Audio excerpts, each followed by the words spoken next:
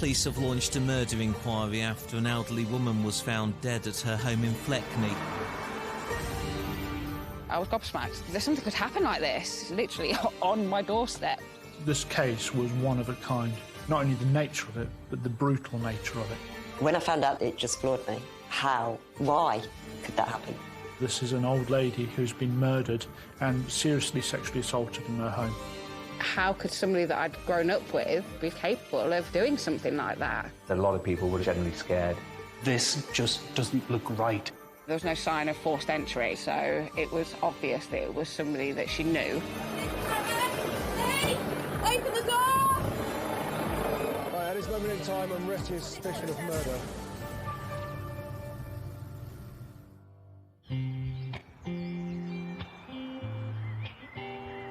Seven miles south of Leicester, in the heart of the English countryside, lies the quaint village of Fleckney. Fleckney is a quiet village. It's very close-knit. It's like it has its own little bubble. People are very, very close. Everybody knows everybody. Most people are related in Fleckney. Beautiful rural settings, friendly people, local community is fantastic. But yeah, lovely, lovely place to live and grow up in. It's not the sort of place where a lot of crime happens. I'd been to Fleckney a few times. That had nothing to do with crime. I'd been there to judge a talent contest. I think it was called Fleckney's Got Talent. The people who live in Fleckney are generally well-to-do. It's quite a low-crime area. There are retiring people there. There's some retirement bungalows around there. There's not a lot of throughfare. The people who are in Fleckney are generally the people who live there rather than the people who visit there. And it was this perfect, idyllic village that 72-year-old Jane Hings chose to retire to. Jane was an only child, and her mum and dad sadly passed away years before, which left her on her own with no immediate family around.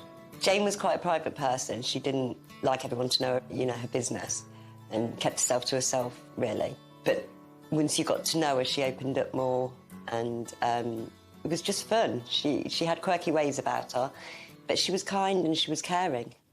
Everybody in Fleckney knew Jane. She relied on people to give her a lift to the hairdressers, to the shops, things like that. She was inoffensive in every way. People didn't have bad things to say about her. And in her life beforehand, she worked hard. Jane took pride in her appearance. She'd always, regular having her hair done every few weeks, and she'd always sort of make sure she was nicely dressed and put on a bit of makeup, so she'd still try and make the effort to look nice. Having worked overseas as a nanny, Jane had settled into retirement, whilst also taking care of her much-loved rescue dog, Paddy. He was spoilt rotten. Everything she did was for Paddy. You'd go in, there'd be dog treats stacked up to the ceiling. We'd lie on a bed at night and could look with her. Whilst Jane used friends and neighbours to help walk Paddy, in the summer of 2017, an accident meant she needed a lot more care. Goodbye. Jane had a fall and was admitted to hospital for about 3 or 4 weeks. She'd suffered some injuries when her dog Paddy had pulled her over, and then when she came out of hospital, that's when she needed the carers and she needed help in getting around, and she couldn't go very far. But the community came together for Jane, and she slowly got back on her feet. She was the sort of person that people warmed to, they liked her, and they were happy to help out. Then, just a few weeks after leaving hospital, tragedy strikes. On the Sunday morning, Jane's carers went in as they were meant to, about 7 o'clock in the morning. Jane's front door was unlocked, which is normal. They went in. She was laid in bed. The cover was pulled up over her head and both of her arms were raised above her head. When they peeled back the duvet, which had covered her head entirely, they saw that she had died. The carers are puzzled that Jane's body is covered completely by the duvet and call for an ambulance. Then, they notice something else unusual. Items are out of place in Jane's usually meticulous house. And when the ambulance arrived, they could see that she'd been dead for some time. And the paramedic who was there, he looked around and could see that there'd been an untidy search. Some drawers were open, some things were knocked over. Items were strewn across the floor, drawers were open. Here is a lady who's died with the cover over her head, with the arms raised above the head, and it looks like there's been a burglary that's taken place. With police at the scene, suspicions grow that this is not a natural death, and the house is immediately cordoned off. But with no obvious injuries, how Jane died is still a mystery, which means detectives begin to theorise what could have happened to the pensioner. Is it a burglary that's gone wrong? Is it Jane who's suffered a heart attack following a burglary, or whether she has passed away and then a burglary has happened afterwards, or whether this is somebody who has murdered Jane and then burgled the bungalow afterwards? The first step for detectives is to establish how Jane died. I received a phone call from the duty detective inspector who said they had a death. They weren't 100% happy with it, and they would value my opinion on what was going on. Dr. Hamilton attends the scene, and as well as the unusual way Jane has been tucked into her bed, his suspicions are raised further. And the most immediately concerning thing was that her nightdress appeared to be pulled up, and that seemed very unusual for somebody who'd simply died in their sleep. But this just doesn't look right, it doesn't look normal. As suspicions are raised that she could have been the victim of a sexual attack, Jane is taken for post-mortem. But almost immediately, everything changes. This is HFM. Police have launched a murder inquiry after an elderly woman was found dead at her home in Fleckney. The body was discovered in a bungalow on Elizabeth Road. It's thought the victim died at some point during Saturday evening or in the early hours of Sunday. Whilst transporting Jane, a shocking piece of evidence has been found. As we took the body, a tongue bar fell from one of the creases in the skin. Ms. Hings didn't have a tongue piercing, so we have evidence of somebody else very close to her body. That ultimately became one of the most important pieces of evidence in catching the killer.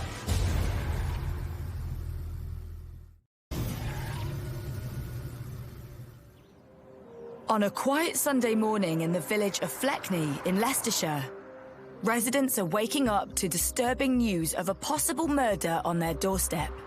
This is HFM. Further tests are being carried out to try to determine what killed an elderly woman in her own home in Fleckney. It prompted police to launch a murder inquiry following the discovery of her body in the property on Elizabeth Road. There were signs of a disturbance in her bungalow, which has led officers to believe she may have been the victim of a burglary. 72-year-old Jane Hings has been found dead by her carers early on a Sunday morning. Her house has been burgled, and there's signs she has been sexually assaulted. Police are treating her death as suspicious and have cordoned off the scene.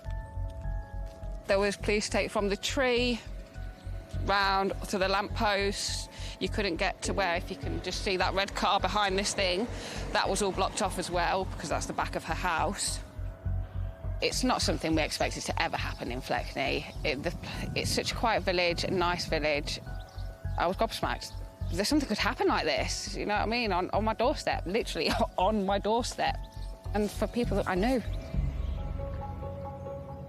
It's a place where you could leave your doors and windows open. Everybody knows everybody. But, you know, this sent shockwaves through the community. And I think that a lot of people would have felt generally scared. With the village inundated with police vehicles, Jane's loved ones are also confronted with the news of her death. I'd arranged to go over to Jane's on the Sunday morning to take Paddy for a walk. And as usual, I was running late and I'd had no phone call, which was really strange. And then I pulled into the close where she lived and just saw loads of police cars, police vans, forensics, and yeah, that's when I found out. So I last spoke to Jane the night before. I was supposed to go and see her that day. I'd been on holiday, so I hadn't seen her for a couple of weeks. And we were on the phone for about an hour. I miss Jane. I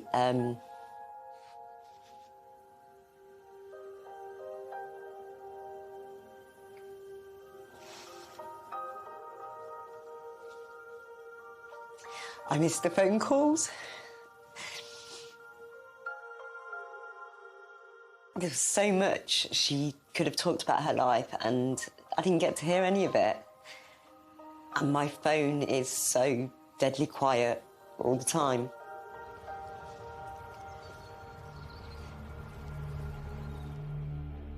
Whilst moving Jane's body, pathologists have discovered a tongue bar in her groin.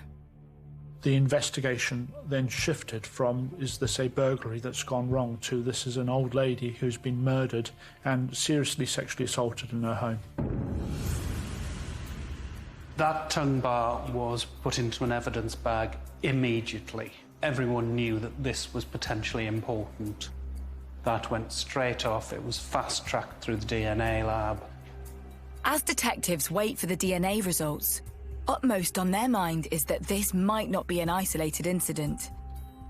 One of our first lines of inquiry is to research cases of a similar nature, and we conducted a number of checks looking at anybody who was already convicted and in prison who could have been on day release for the same offence. But then this case was one of a kind. Not only the nature of it, but the brutal nature of it. Immediately, door-to-door inquiries begin. When officers initially attended the scene, they tried to identify people who would know Jane the last time that she was seen or spoken to. Officers investigate whether Jane had any enemies in the village. When we looked at Jane's past, there was no fallouts with anybody. There was nothing to indicate somebody with a vendetta, somebody with a grudge, any past history with anybody which would tell us this person has a long-running grudge against Jane and would want ill of her. But locals have their own suspicions. When the police first came, they said there was no sign of forced entry or anything like that, so it was obvious that it was somebody that she knew. And it appears that whoever stole from Jane took some of her most precious items. Her wedding ring and a necklace are missing, along with her mobile phone, handbag, and £200. But police find an item they suspect doesn't belong to her. Behind that bed, between the headboard and the wall, was a baseball cap found on the floor. It was a designer cap, something that didn't belong to Jane. The question police want to know is, whose hat is it? And did its owner have anything to do with Jane's death? With the post-mortem results in, it's apparent Jane has suffered a brutal attack. Really tellingly, she had lacerations, she had tears, both to her anus and to her vagina. The external injuries were really focused around the mouth and the nose and the upper neck area. Ms. Hings didn't have that many injuries on her body, but what there was told a story. There was a little linear graze, a scratch on her neck, and we know that her necklace was missing. It would certainly fit with somebody having pulled that necklace and it scraping across the skin. The most important thing that the post-mortem brought out in itself was that there was no natural cause for her to die. No natural cause for Miss Hings to be dead. In addition, there was some quite disturbing bruising around her jawline, around her mouth, something that really makes you think we have to be sure that this woman hasn't been strangled or smothered. Less than 24 hours after Jane was discovered, the fast turnaround DNA profile from the tongue bar is returned from the lab. That profile was put into the DNA database, and they soon had a match. They had a hit, and that match was Craig Kehoe. 26-year-old Craig Kehoe's DNA was on file, as he was known to the local police as a petty criminal. Now, he was part of a major manhunt. Craig Kehoe was a local lad. He grew up in the area. He still lived in the area. Craig led a transient lifestyle. He doesn't have a car, he didn't have a phone, he didn't have a job, he didn't claim benefits. So trying to work out where he lived in the Fleckney area meant we had to do a lot of inquiries at a fast pace, but in a discreet way as well. Police managed to trace Craig to a caravan which was on the outskirts of Fleckney, but not very far from where Jane lived. Once we'd identified that he was living in a caravan, we sent officers there. Someone in the caravan! Police! Open the door! Police, open the door! Someone with the dark hair in there. And there was a slight standoff of about 30 seconds where the caravan was surrounded and Craig took some time coming to the door before he's arrested. Right, hands behind back. Right, at this moment in time, I'm arresting on suspicion of murder. The rest is necessary for prompt and effective investigation. You don't have to say anything. May harm to face, do not mention one question. Something which later will lie in the court. Anything you do say may be given in evidence. Do you understand everything I've said to you? Craig is taken into custody as detectives try to build a picture of the young man they suspect murdered Jane. He didn't live far from Jane. He was a former factory worker. He'd been in trouble for burglary, a few break-ins and stealing from his parents and from a friend. But he wasn't known as a major criminal. He wasn't known for anything as horrific as this. As Craig's DNA was identified on the tongue bar and in her bungalow, detectives want to know how it got there. Craig is interviewed under caution. When was the last time you saw her then? The last time I saw her was Sunday night. Okay. What time would that have been? I got there for about 10:30. You got there at 10:30? Yeah. That's PM? About 10:30 at night. At night? Okay. So if we take from 10:30 at night then, through to when you left at 11, yeah. Tell me exactly in detail what happened. Well, I was watching a little film on the TV, and then she asked me to have sex with her at the end. Just tell me exactly what she said to you about having sex. She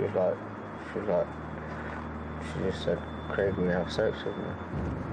And then, well, the first time it started off was about a month ago, and I was in the house, and then she just came into the front room naked, and then she was like, "Craig, come and do it with me, and I'll pay you." He offered the reason that his DNA was inside of Jane and inside the scene was because Jane had paid him for sex. Okay, and how much did she pay you? Yeah, she paid me £200. £200?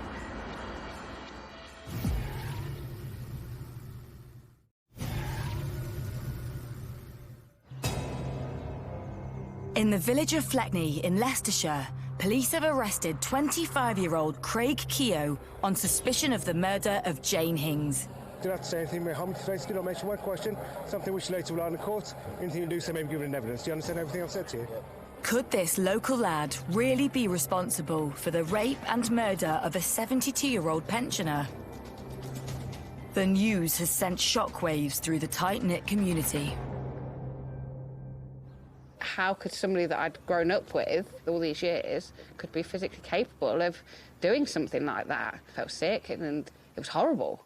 Like, who does think something like that to such you know what I mean? You hear about it, but she was an old lady. She was old. He was a young lad. Keogh has been taken into custody and is being interviewed under caution. With his DNA found on the victim and at the scene, detectives want to know how Craig knows Jane, and he has an explanation. I was walking through the village, and I saw this lady, and her shopping bag broke, and I helped her, and then I carried it to the house with her.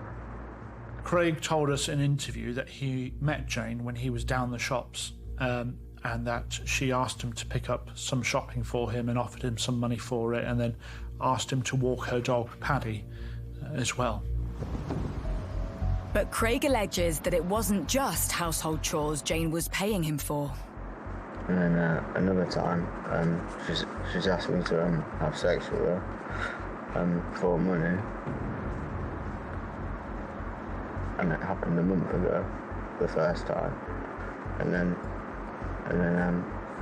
she's asked me to come back a month later, and then it happened again.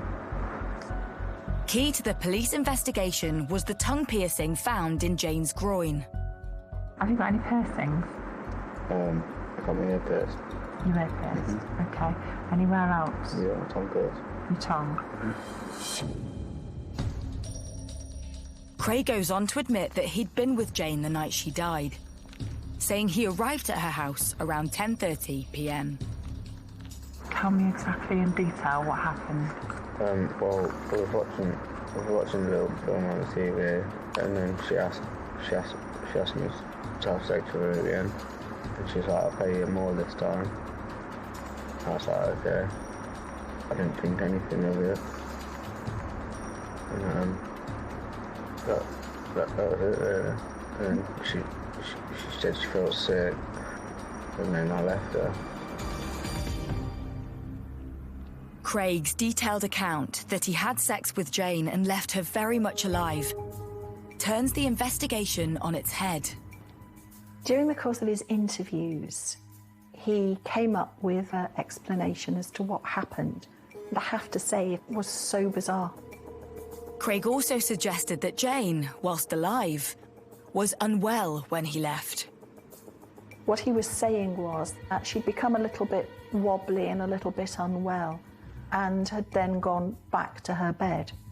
He'd then closed the door, and obviously whatever happened afterwards was someone else.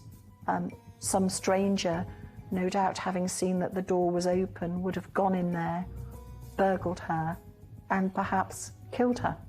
And so that might possibly have been an explanation for what happened. The interviewing officers had to keep an open mind, but had to probe and get as much detail from him as possible to find out whether it was right or not. Was Craig telling the truth? Was Jane alive when he left? And so was it someone else who sexually assaulted and killed her? Forensics carry out a detailed search for additional DNA or fingerprints on Jane or in the bungalow. There was nothing else from the scene, from Jane, from the post-mortem which identified anybody else other than Craig. We'd had all of these things examined, and they only pointed at Craig Keogh and did not point to anybody else. With no one else in the frame, Craig's movements on the night in question are investigated. Craig had been on a night out in Oadby, a nearby town.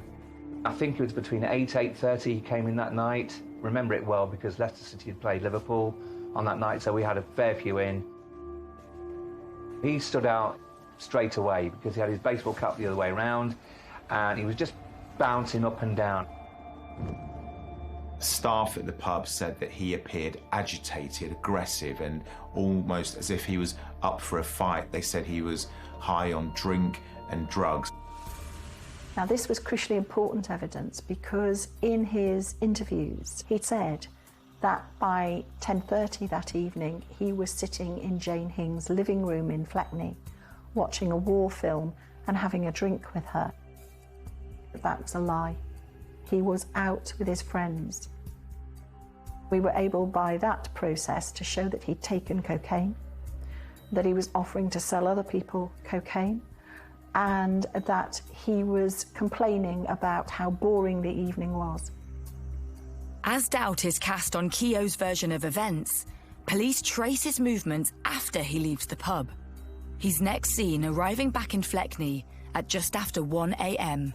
His friends say that the last time they saw him was when the taxi dropped him off, and they assumed he was going home. But Keogh walks in the opposite direction of his caravan, heading in the direction of Jane's bungalow. We knew from CCTV that the suspect had walked to Jane's house wearing a baseball cap, and when they were walking away, they didn't have it on, and we could see that. Detectives believe this places Keogh in Jane's bungalow around 1:15 a.m. And when he returns home, he's captured again. We see him going back into his caravan, carrying something. Now, he goes out again, and he returns out around 2:30 in the morning for another 15 minutes or so, and we are certain that he went back to Jane Hing's house in that period of time. We don't know what he did. The following morning, Craig is again seen on camera. The morning after he was seen walking along the street, he was captured on CCTV with a black bin bag. He's spotted again a few minutes later, but the bag has vanished. What did he dispose of? The police believe it was some of Jane's belongings, but a search of the area reveals nothing. This is HFM. It's 5 o'clock. This is HFM News. Detectives have been given more time to continue questioning a man on suspicion of murder following the discovery of a pensioner dead in her bungalow in Fleckney on Sunday morning. Officers also believe items were stolen from Miss Hings's bungalow in a black bin liner. They're appealing for villagers to check their gardens and outbuildings in case it's been discarded there. A post-mortem examination has so far failed to identify her cause of death. With help from the public and CCTV, police are able to piece together Keogh's movements 24 hours after Jane's death. Friends described Craig as splashing his cash, buying them drinks and himself a new tongue bar. He tried to get rid of Jane's jewellery in trying to sell it. He got rid of her handbag. He was trying to get rid of every last bit of evidence that would connect him to Jane. He went into Leicester city centre and he actually went to a pawnbroker's. He sold her jewellery for about £100 when the items of jewellery were valued around £1,000.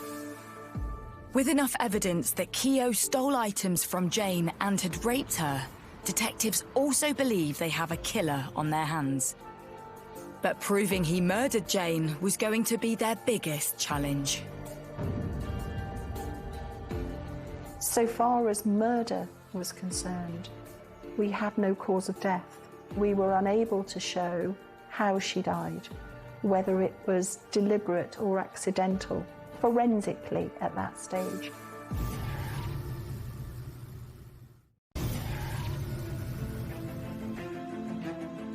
In the village of Fleckney, 25-year-old Craig Keogh has been charged with burglary, murder, and the rape of pensioner Jane Hings.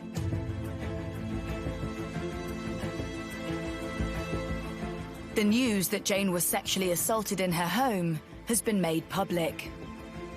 The community were on edge already, knowing that an old lady had been murdered in her home, but then once the true nature of it came out, people were really worried.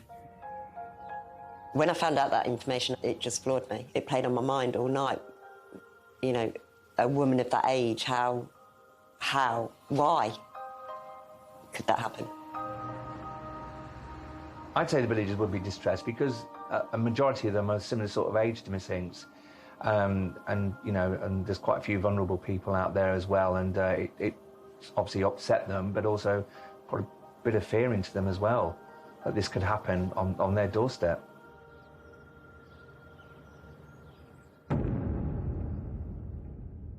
Within days of his arrest, Keogh is brought before a judge and the charges read. He pleaded not guilty to all the charges, so that was murder, 2 counts of rape and burglary. Keogh is remanded in custody and a date set for his trial. But the work of the prosecution is only just beginning. This was horrific violence perpetrated on a very frail old lady whilst she was still alive. And there was then the added complication of trying to prove how she died.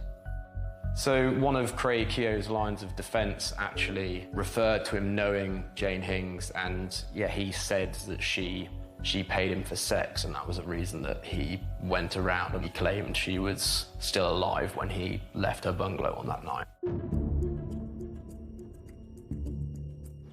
Experts believe that Jane has been smothered with a pillow, and proving it was Keogh is imperative to the case. The DNA on the pillows was of saliva, and so we could show that Jane's saliva was on the pillows. That was all.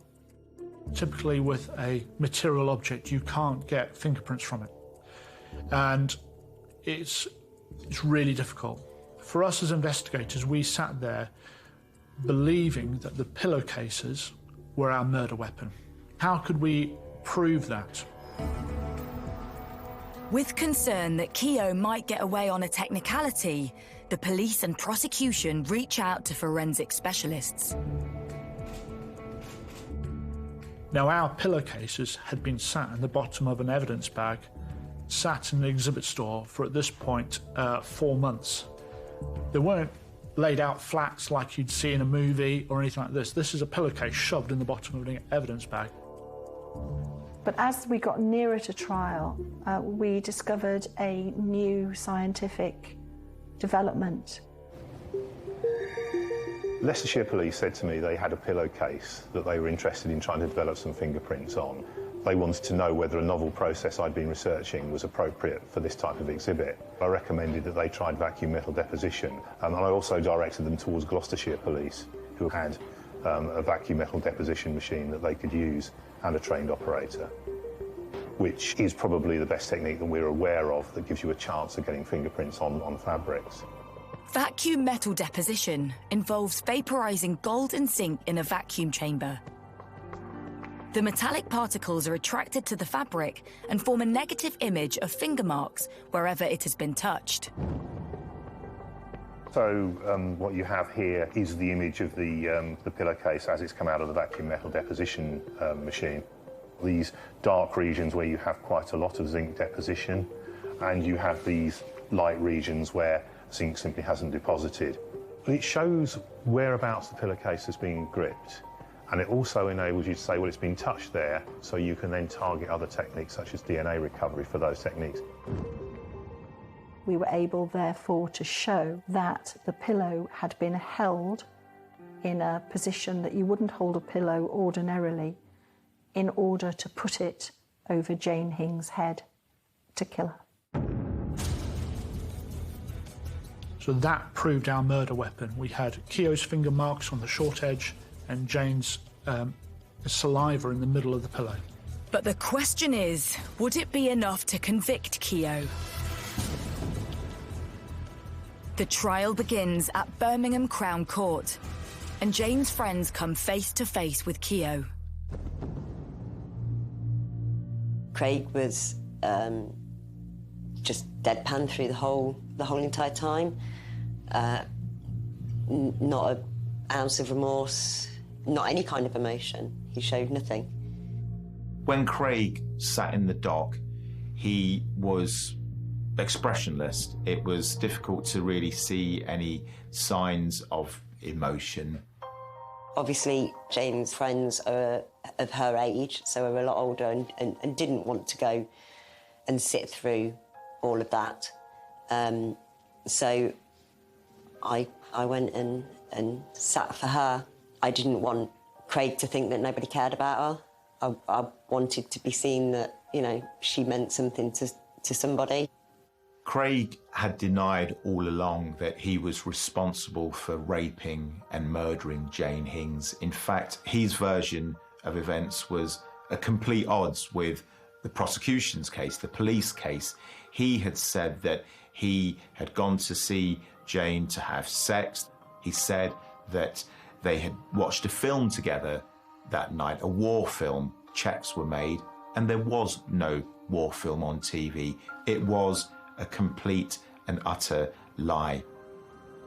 As the trial unfolds, the defence tried to paint a picture of Jane. Craig Keogh was describing Jane Hings as being a sexually promiscuous, drunken woman who liked nothing more than spending her pension money on having intercourse with a young man. We discovered she didn't drink alcohol. There was no alcohol in her bloodstream after her death. So the jury were then shown all the mobility aids that Jane had in the house, the fact that she couldn't walk between rooms without needing a walking stick or a frame. So the idea of her being interested in active sexual activity was laughable. Central to the prosecution case is proving that the sexual contact was non-consensual. So we instructed an expert in sexual injuries to examine her body. And as a result of that, we were able to show that the sexual activity was not consensual activity, and it would have caused her significant amounts of pain, and it happened when she was alive. And it was for this reason they believe Keogh decided to kill Jane. She must have cried out when that happened, and he must have wanted not to be caught and to complete the act. And we know he did complete the act because there was semen within her body. And I expect that during the course of that sexual assault upon her, he decided to kill her because she wouldn't shut up. Establishing that Keogh had the motive and opportunity to kill Jane, the prosecution introduces what they believe is the murder weapon. The scientists went the extra mile on this one because they could show that finger marks left by Keogh were on the short, straight edges at the side, and they were gripped like this and applied. And they then took it one step further to look for the amylase staining, that's the protein staining in the middle, to show that Jane had exhaled a lot and given out a lot of moisture from her breath, indicating that that's where she was smothered. And then when the scientists came to court to explain it, the jury was sat there like, oh wow, this is really impactful. With the prosecution evidence built against him, Keogh remained silent. Craig sat there very quiet. He chose not to give evidence. He chose not to be cross-examined by prosecutor, and he showed no remorse, even when the horrific details were read out of what he had done. Craig Keogh could not offer any evidence which the jury could look at and say that he was not guilty. He couldn't offer any alibi, and he couldn't offer any plausible explanation as to why this had happened or why he was suspected of it. After 5 days, the jury is sent to deliberate. Presented with all the evidence, they have to decide whether the marks at the edge of the pillow and all the new scientific data prove that the young man in front of them is a murderer. There are two choices for a jury here. Either he went into that house and raped her and burgled the property and then left, and a random stranger came in and smothered her, or the person who raped her smothered her. That's the choice. Even though you've listened to the whole trial and you know he's guilty, that evidence says he's guilty, those minutes, hours of waiting to hear them words, it's still nerve-wracking, you know, because they could come back with not guilty. After 4 hours, the jury returns. They came back and unanimously said that he was guilty of 2 counts of rape, murder and burglary. When the jury came back, he was plainly shocked. Craig Keogh stood there. And when sentence was imposed, he stood there with an element of resignation, but he didn't seem at any stage to show any kind of remorse. No sadness for her, no sadness for his own family, who appeared to be very decent people. From the beginning to the end, it seemed to me he was entirely focused on himself. Keogh was given a life sentence and will only be eligible for parole after 32 years. But for all involved, this case has taken its toll. When I went into Jane Hing's house, I was struck by the peace and tranquility in which she'd lived her life. She was a very simple lady. Beside her bed on one side was her Bible and a crucifix. And on the other side, as she had gone to bed, no doubt like every other night, she'd left her teeth on the side of the bed. And imagining just being in your own bedroom, in the comfort of your own home, and having a young, strong man, plainly intoxicated and under the influence of drunks, coming into your room about 1:15 in the morning, waking you from your sleep, must have been terrifying. That, I think, stays with me. This case will stick with me. It's one that the community will remember for a long time. It's one that the police officers who went to will remember for a long time. I've covered numerous murder trials over the last 25 years. The rape of anyone is distressing, it's shocking, but this was particularly shocking because it involved the rape of an elderly woman. I've been asked many times, what are my feelings towards Craig? And I have none, is the simple answer. I don't hate him because that's an emotion. I literally have no emotion towards him. But to think of what he did, it broke my heart to try and think about the fear that would have been going through her mind at the time. And then to be smothered with her own pillow.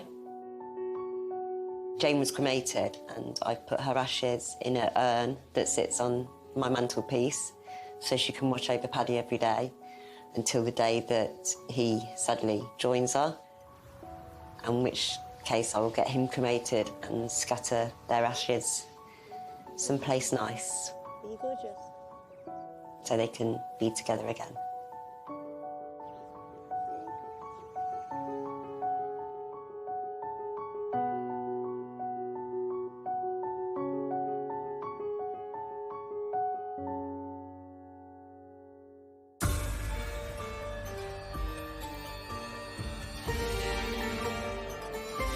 Stranger danger is rare but not impossible. The chilling Murdered at First Sight is new Wednesday at 9 on Sky Mix.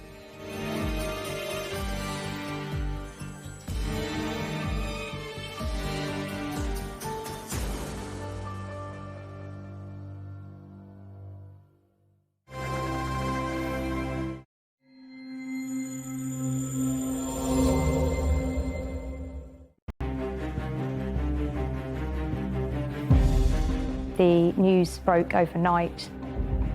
It was brutal, you know, and it was in an area where you don't expect these sorts of things to happen.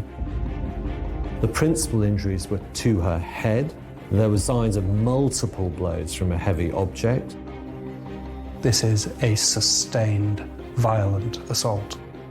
Such a quiet, beautiful village. The fact that there was a murderer on the loose was really scary for people. 4,500 occupants of local homes in the area were questioned. She was well known, well liked, well loved. Very difficult to imagine anyone would target her.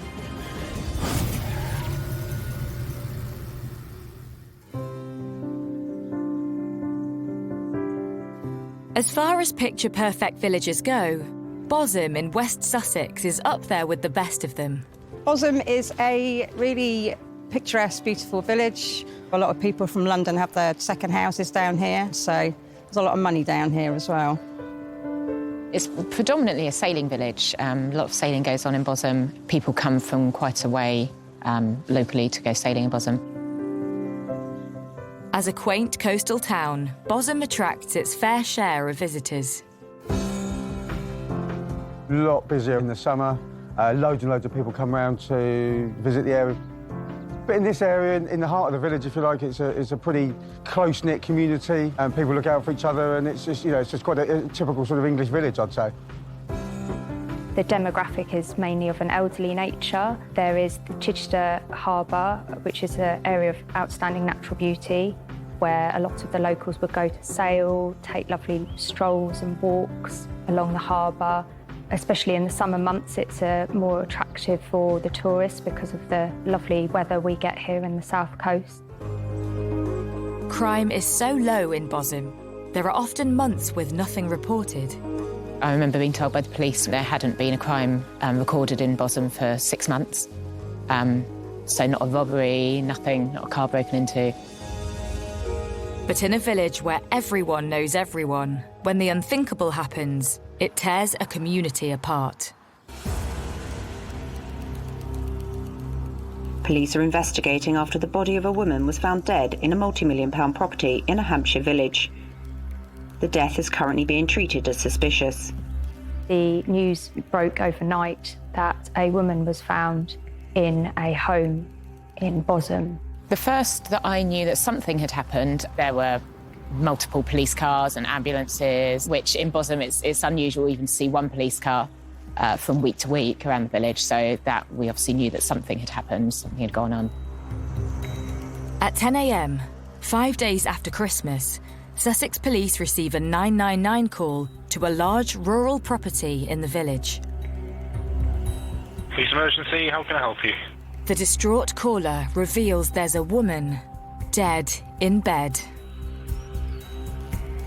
Obviously, the paramedics and police were called and they responded. They found the female in bed with clearly significant head injuries where she'd been struck numerous times with a blunt instrument. The details from the police came in that the lady who had been found had been bludgeoned to death with an object. Her face was smashed in. And it was clear at that point that this was a murder investigation. It is quickly established the deceased woman is not the owner of the sumptuous property, as they are away for Christmas. So who is the woman? And who would want her dead? There was a little bit of panic in the village because this sort of thing doesn't happen in Bosham. It's such a quiet, beautiful village that the fact that there was a murderer on the loose was really scary for people. Suddenly there was all this activity going on, lots and lots of police cars and everything. And of course, within no time, everybody knew there had been a murder. And there was a lot of gossiping and guesswork and so on.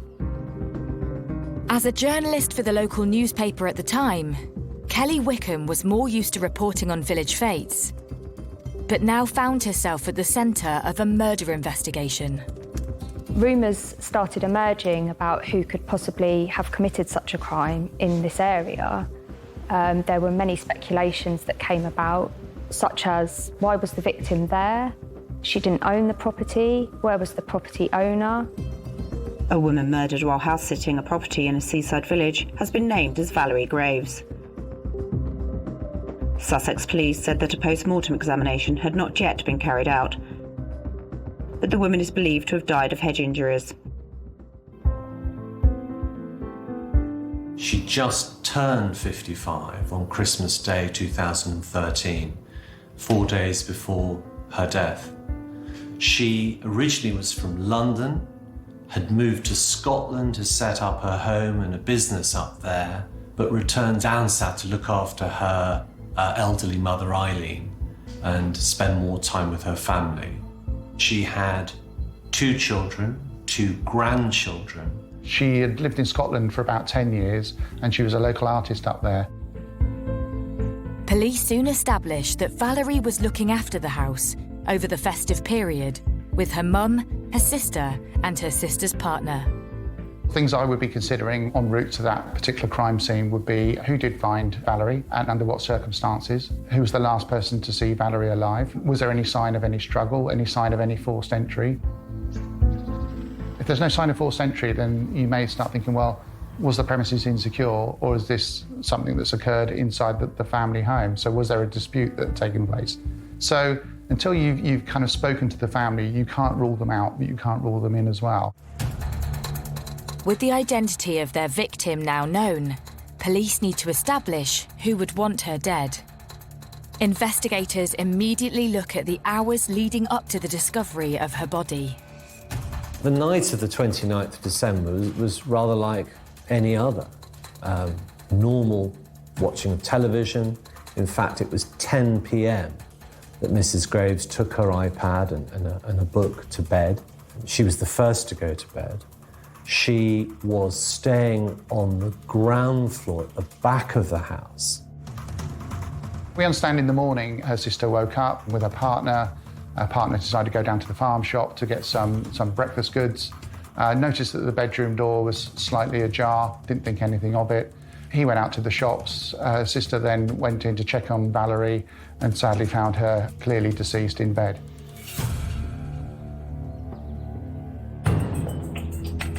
There were many rumours circulating about why did nobody hear her scream? Was this an inside job? Was there somebody in the house perhaps that knew what had happened? It was a really strange time because a lot of fingers were being pointed in a lot of directions. Certainly at the beginning, you have to keep a very open mind in relation to what may have happened. And unfortunately, that involves including, were family members involved in this? And so you have to sort of hold them at arm's length to a certain extent, ask them a number of questions in relation to their movements. Intense questioning of Valerie's family begins. I do remember conversations about the fact that the family hadn't heard anything upstairs and she was downstairs, and a lot of people were like, well, how did they not hear anything? Was it something to do with the family? Was there more to it than that? It was, obviously people were speculating. Initial reports into her death reveal a brutal attack. The injuries to Mrs. Graves were akin to a high-speed, head-on collision. So how could no one in the house have heard anything? You have that gut feeling. You sense when you're speaking to people, looking at them in the eye, as to whether or not you think they are involved. And obviously, it would be a very traumatic scene for the family there, and very unlikely that you're going to get crocodile tears under those circumstances. And again, you want to know what sort of relationship the family have with Valerie and why would they want to do that. So I think, whilst you can't rule them out straight away, you get a quick sense of whether or not they're involved. Speculation and theories about the motive escalate. But as the family is ruled out, suspicion falls on the local villagers. There was always a slight fear in the back of your mind that it could be someone that you knew in the village and that they might still be on the loose. The feeling everywhere seemed to be that of panic, worry, apprehension. Nobody could quite believe that somebody could be murdered, especially while sleeping in their own bed over the Christmas period. People just felt unsafe, really. Would this person attack again? Who was next?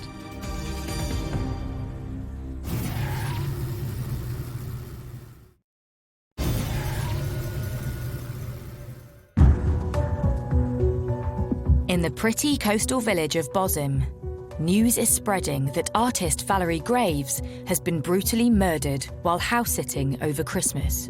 I work for some elderly clients that live in Bosham Home, and they were absolutely petrified because they're both in their 80s. The realisation that there's obviously a murderer out there, that the lady had been murdered in her sleep and they didn't know why.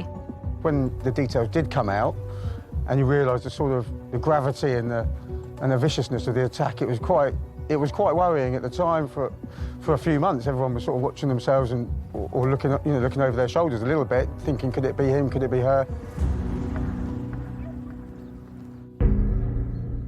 With a murder investigation underway, police need to consider who would want to harm Valerie. Due to tides and flooding in the village at that time of year, Police believe it's unlikely to have been an opportunist burglar, meaning one thing: the killer has to be local. The weather was particularly miserable, lots of local floods going on, and it's not the sort of area that passing traffic would go through. You have to sort of go out of your way to get into Bosham. And so I would imagine over that period it was almost a kind of a lockdown in that area where the locals would just stay there and no one would come to visit unless it was to visit family and friends. The area was pretty flooded. Not many visitors would have come to the area at this time of the year. It's Christmas. People would be spending time with their families together. And there was no real need for visitors, so the speculation was it must have been somebody local. With the community the centre of a major investigation, everyone is a suspect. The police came knocking on everybody's doors, and literally everybody. I mean, they came with a tool, and they would interview each member of the family separately. Police have several avenues in which to explore. You'd also want to know who else has access to that address. So we know that the occupiers are away on holiday. A few phone calls could easily establish where they are and whether they had opportunity to get back to the address. But you're also thinking, well, who would do this and why would they do this? You know, Valerie was 55 years of age, she was in bed, she posed no threat to anyone. And so why would somebody do this? And you then start thinking about who lives in the area that could possibly have the motive to do this. Having ruled out Valerie's family and the owners of the house, who were abroad, Valerie's body is taken for a post-mortem examination. Could this lead provide clues as to the cause of death and the sort of person who would commit such an atrocious crime? The thing that all post-mortems are looking for is a medical cause of death. Physically, why is this person dead? But the forensic post-mortem also looks at, in more detail, the injuries present, patterns of injury, what the likely implement that may have caused them was, when they may have occurred, and really trying to get a much more clear narrative of the events surrounding this person's death. The expertise is in what sort of weapon was it, how much force was used, have they defended themselves. The principal injuries were to her head. I'm looking at the pathology report now. There was extreme complexity to the wounds, signs of multiple blows from a heavy object, impossible for the pathologist to determine just how many blows. It's a physical effort to strike someone multiple times with sufficient force to damage them. It is not an easy task, and it is not something that can be achieved in a second or two. This is a sustained, violent assault. The injuries that not only cause laceration of the skin, but also complete disruption of the central facial skeleton of the jaw, together with depressed fractures of the skull, with extending fractures to the base of the skull. And there was a patterned injury to the left side of the forehead, showing a semicircle, which, in the pathologist's opinion, would be consistent with the application of force from the round end of a hammer. If somebody has died as a result of multiple blows with a hammer to the head, it will be clear from the size and shape of the injuries that that is what occurred. The normal head of the hammer is going to leave round to oval lacerations and abrasions when it strikes the body. Having discovered Valerie was battered to death with a hammer, tragically the post-mortem reveals how she tried to fight off her attacker. There's a level of defensive injuries sustained to Mrs. Graves. Her left hand, she must have raised above her head to shield her head from the blows, revealed extensive bruising to the back of her hand, together with fractures of 2 of the bones of that hand.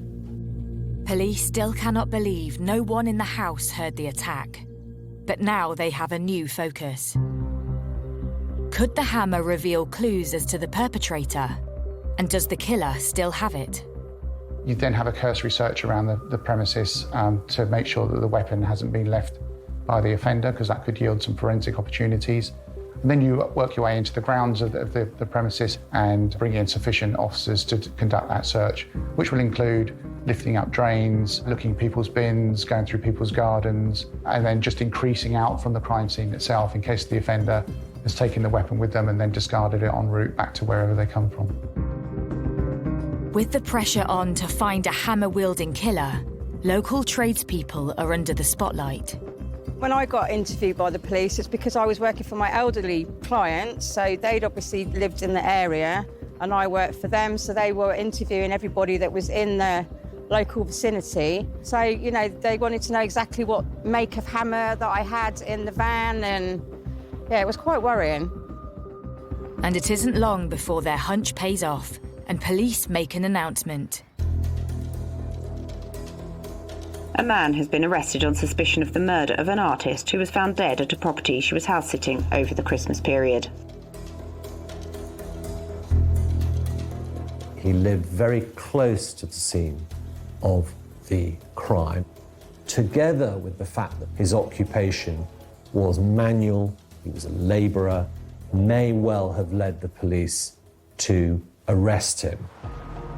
With a man being questioned, police continue to build their case and look for evidence.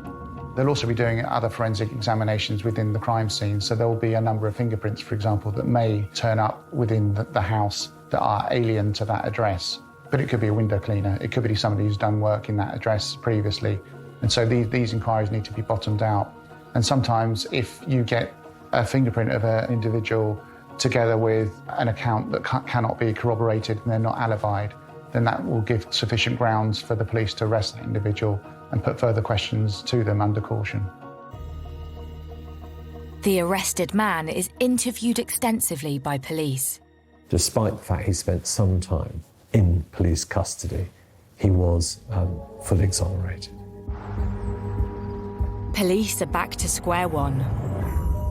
But then a discovery is made. A weapon was found about 600 metres away from the home. It was that of a red claw hammer. The finding of the hammer was absolutely crucial. It had the blood of Mrs. Graves on it, and therefore was the murder weapon.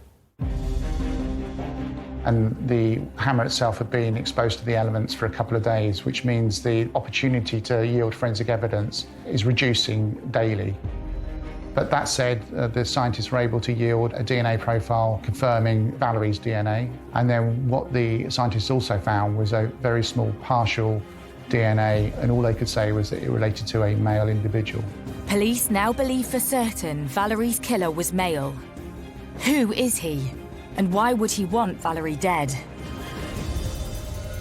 Investigations ramp up a notch and the search for the owner of the hammer begins.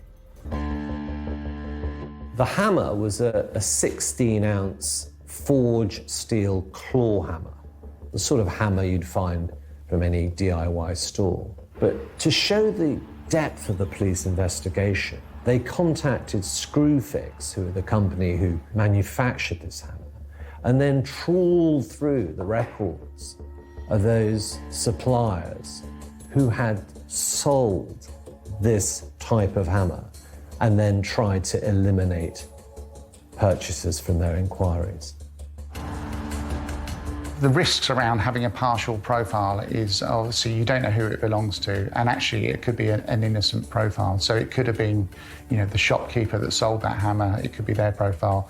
It could be somebody who's borrowed that hammer. So it may not necessarily link to the murderer, but at least it gives you an idea as to who you want to speak to that may have had contact with that hammer, and then that can then lead on to further inquiries.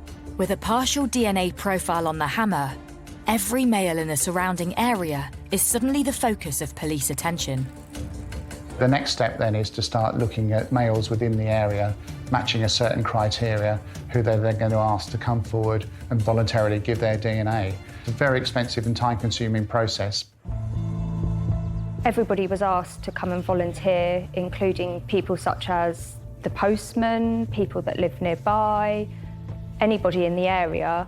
They set up a mass DNA screening process where they asked local men from the age of 17 and upwards to come to a location, bring their ID with them, give them a thumbprint, and then offer a DNA sample that can then be checked against the partial male DNA profile that the police already had, so that they could either be ruled in or ruled out of that investigation. So the response locally was outstanding because there was a joint desire in this small village town of Bosham that they wanted a culprit caught, not just, of course, for Mrs. Graves and her friends and family, but because they had, on the face of it, a very dangerous man out loose.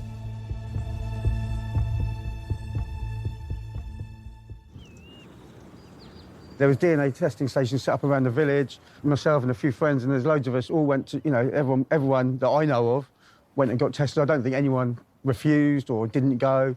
I think it was the sort of thing that actually, do you know what, if you haven't got anything to hide, then you've got no problem going and doing a DNA test.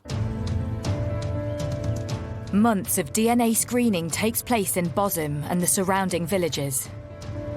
So the police will do all they can to try and detect this crime. They need to do this for the family, but also to reassure the community that there isn't somebody dangerous still out and about. So they'll be undertaking all sorts of inquiries. The forensic searches alone will take, many weeks, if not months. And then with those samples will take many more months to then try and establish whether any DNA can be taken from those samples. But as time ticks away, the hunt for Valerie's killer goes cold. The police were at a loss. There were no new leads. Nobody had come forward with any more information. 5 years after her murder, Valerie's family, the police, and the villagers of Bosham are left fearing her killer will never be found. So they were mystified, absolutely mystified. Who could have wanted this lady harm?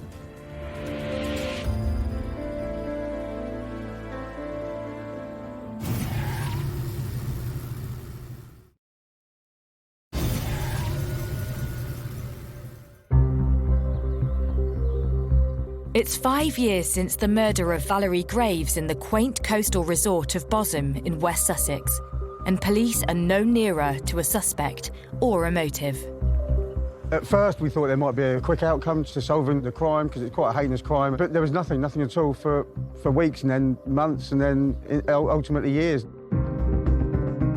Having found a partial DNA profile of a male on a hammer believed to be the murder weapon, police have spread their net around the surrounding villages in the hunt for a suspect.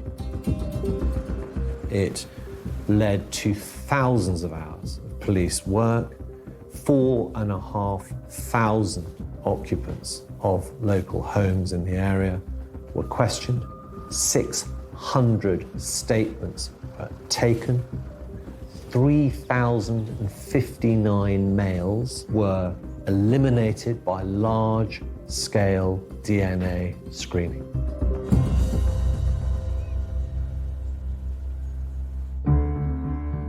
In December 2018, I had a statement from the police renewing their appeal to find Valerie's murderer 5 years on. It was a really good statement. They were offering a substantial reward for any information at all. So for me, this was my front page story for that week. It was Christmas, it was a quiet news week anyway, and this was a real heartfelt story that I felt people needed to read about, even at this time. It might just jog someone's memory, it might just nudge them to remembering something that perhaps they felt was insignificant, but that would help police lead to an arrest at last and help the family put this to bed at last. The police can't solve this on their own. They do need the assistance of the community, and quite often they will use the media to support them with that. Sadly, at times we have to offer a financial incentive for people to come forward, so it's not unusual for a reward to be put up for information that would lead to the arrest and prosecution of the offender. But you hope in cases like this that really do trouble the community that, you know, somebody, if they had information, they would come forward and they wouldn't be motivated by money. With no clues as to who killed Valerie, police take a step back. and re-examine the moments leading to her death. The attack had been so ferocious, so how had no one in the house heard a thing?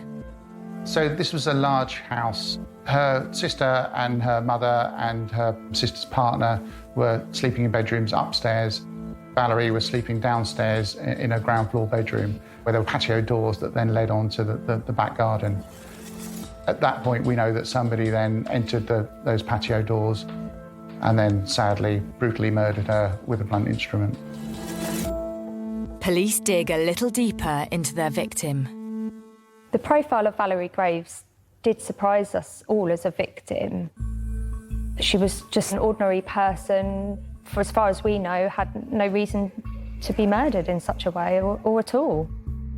Valerie had spent a few days looking after the sumptuous property off Smugglers Lane with her sister, sister's partner, and her mum. And December 29th, 2013 was a quiet night in.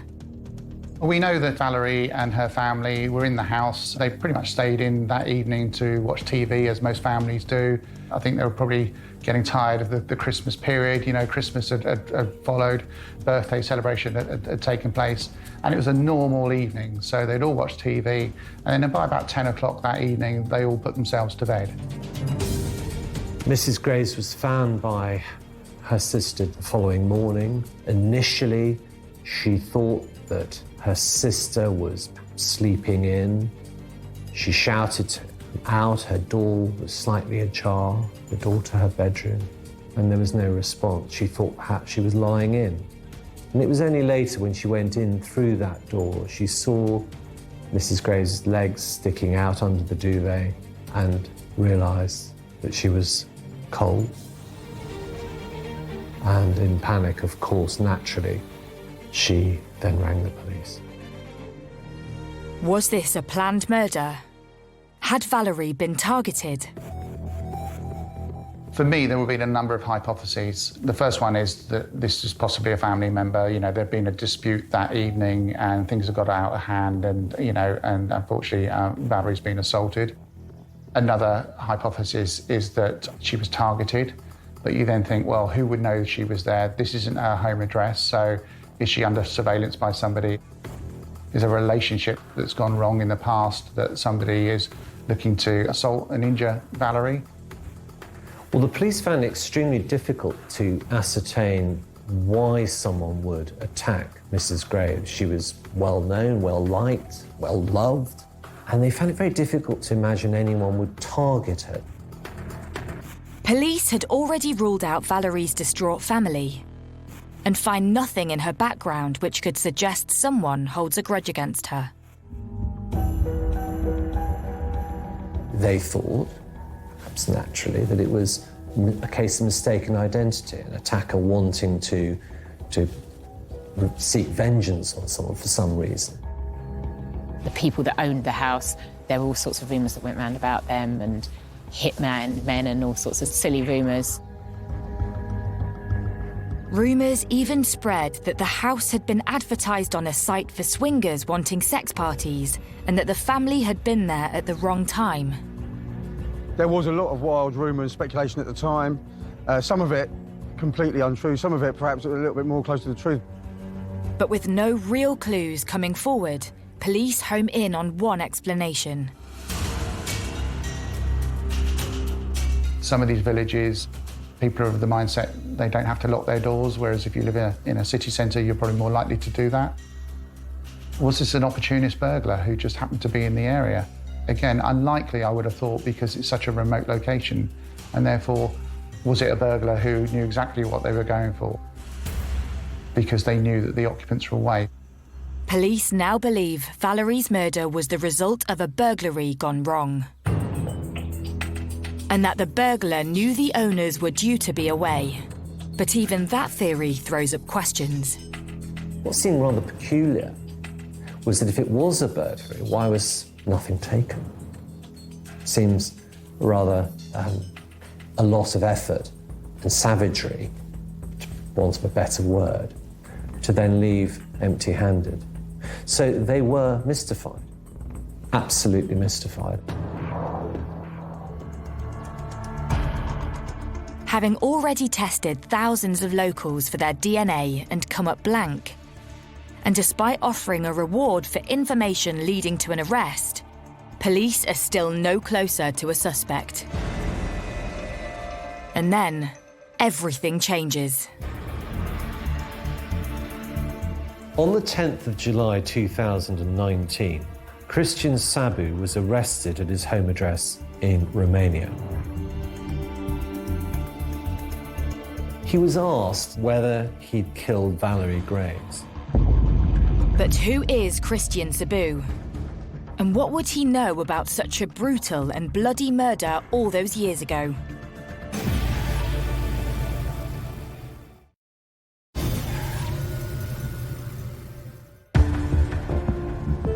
Five and a half years after the brutal murder of grandmother Valerie Graves in the village of Bosham, West Sussex, there's been a development. The police got in touch with us in July 2019 to let us know that an arrest had been made for Valerie's murder. This came as a huge shock to everybody. It seemed to come out of nowhere at all. Hearing the name Valerie Graves come up again in the news was quite a shock, and yeah, hearing that they'd made an arrest.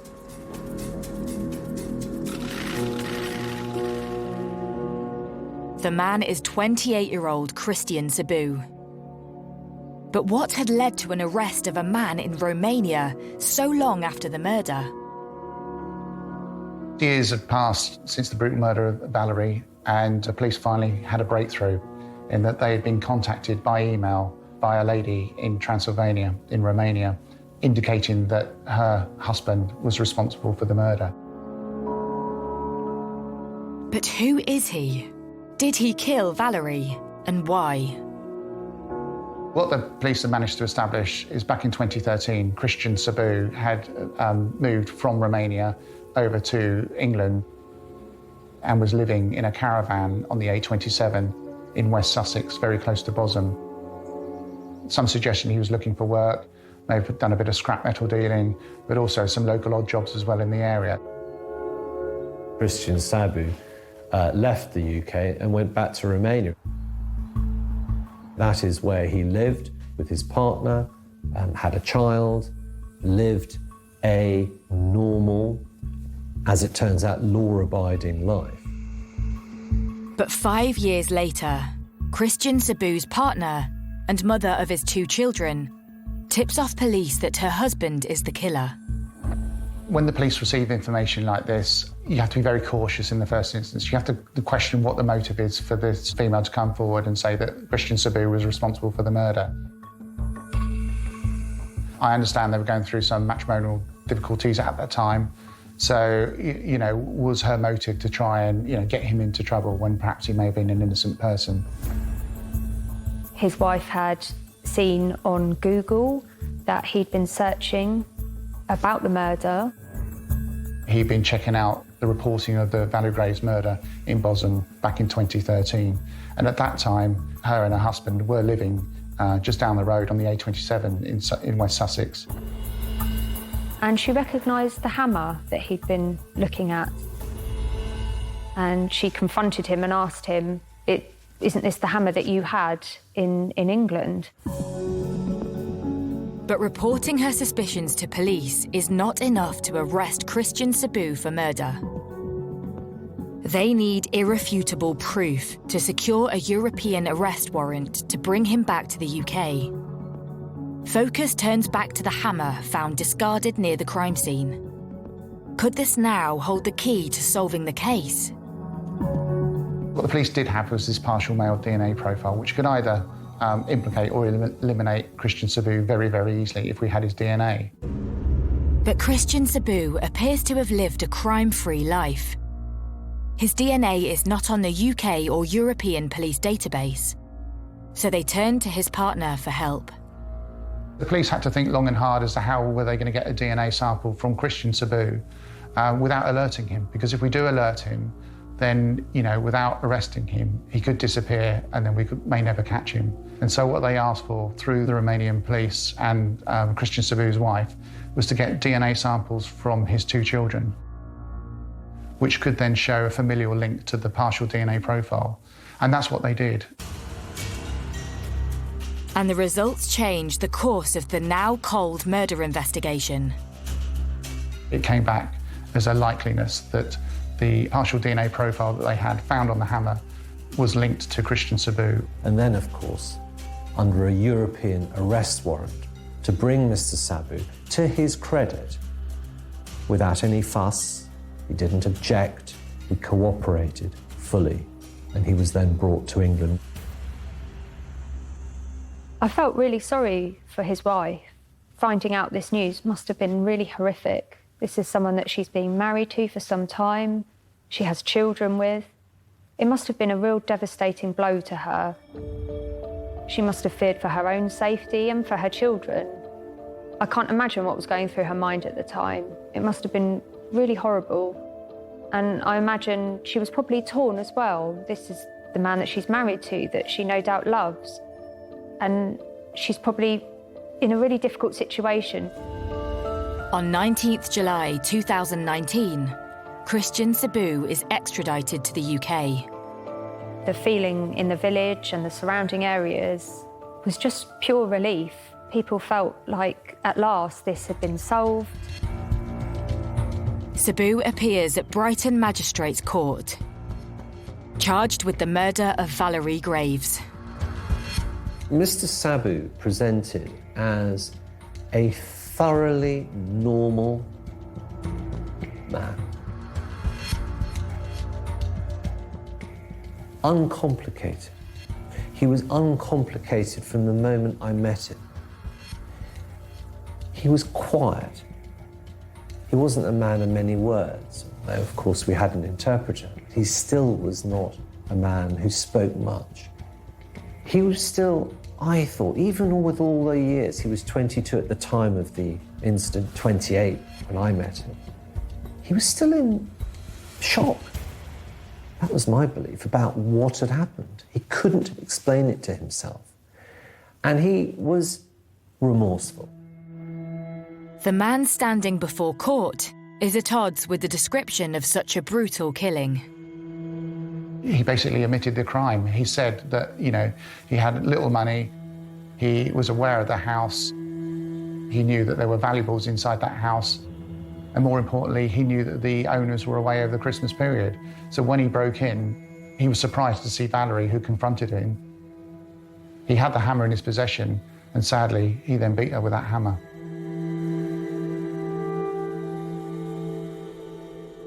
In November 2019, Christian Sabu takes the stand at Lewes Crown Court. It was always the intention that he would be pleading guilty to the murder of Mrs. Graves. He did say that he felt bad about it. He didn't mean to hurt her. He told the court how he had had something to drink, cycled to the property in the belief that the property was empty. He'd gone there to burgle the place, effectively, and he was shocked to find Valerie there. He said that he panicked, and that's when the attack took place. He said that he'd never meant to hurt her. What remains perhaps a mystery to this day is why Mr. Sabu, on realising that there was someone in that room and in the house, simply didn't turn and leave. But he did strike her several times with extreme force. And I think only he will know what was going through his mind, but clearly full of panic. Alcohol, panic, stupidity. Summing up the case, the judge accepted that Sabu had not intended to kill and sentenced him to 24 years in prison. The judge on sentencing Christian Sabu said this: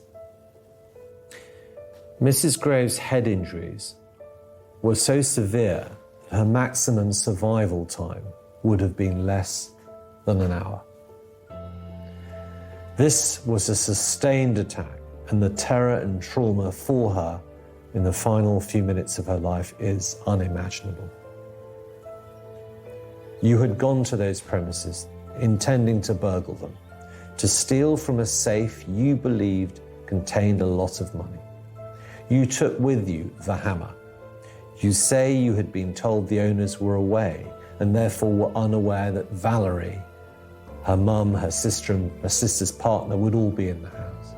It appears you entered the house via the patio doors in the room in which Mrs. Graves was sleeping. When you realised your mistake, namely that the room was occupied, rather than simply running away in the hope you couldn't be identified by a woman waking from sleep, you launched this horrific attack on Mrs. Graves, who had been asleep in that room. It was your dishonesty and greed that took you to the house. It was your cowardice and lack of morality that caused you to kill Valerie Graves. 7 years since the murder of Valerie Graves, the village of Bosham is slowly returning to normal. But the crime still lingers over them. Although this had gone on for such a long time, it was in the forefront of a lot of people's minds. There was always that feeling of who did it. And I'm sure many of the men in the area perhaps felt they might have been looked at. I mean, I was very glad that he got caught because it meant you can just go back to normal life. Whereas before, you do have this nickel in the background that somebody's murdered somebody from locally, because who else would go there? For a long time, we did think it must be somebody around here. I mean, who else could have done it? I think the general feeling was one of relief that actually, you know, the chap had been found and the family could get some peace. Also that it wasn't someone in the village. I think that was, you know, even after all that time, I think that was still a bit of a relief that it wasn't a chap living up the road or, you know, someone you may know. And the family of Valerie Graves can finally try to rebuild their lives. We have had to endure 6 years of waiting, not knowing if anyone would ever be brought to justice for this cowardly act. Mum was very much loved by our family, but sorely missed by us all.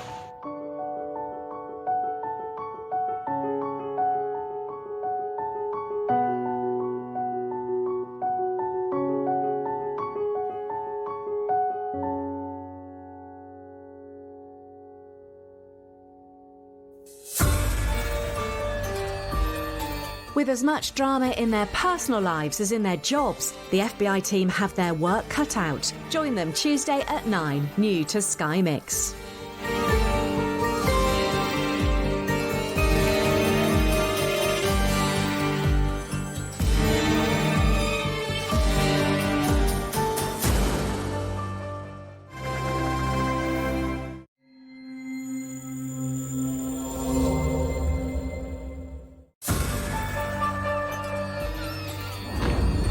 Hampshire Fire and Rescue received a call. The house was really ablaze. Fire officers, when they went upstairs, they found a naked female. There was blood on the walls. She had some cable ties wrapped around her wrists as she had stab wound injuries to her neck. I screamed and shouted and cried. I felt like half of me was gone. I wouldn't have expected something like that to happen in this area. You just really feel for those children that have now got to grow up without a mother. 3 men arrived at her dress, trying to break in, and had threatened to strangle and have sex with her. We got told by CID that they had somebody that they thought murdered my sister.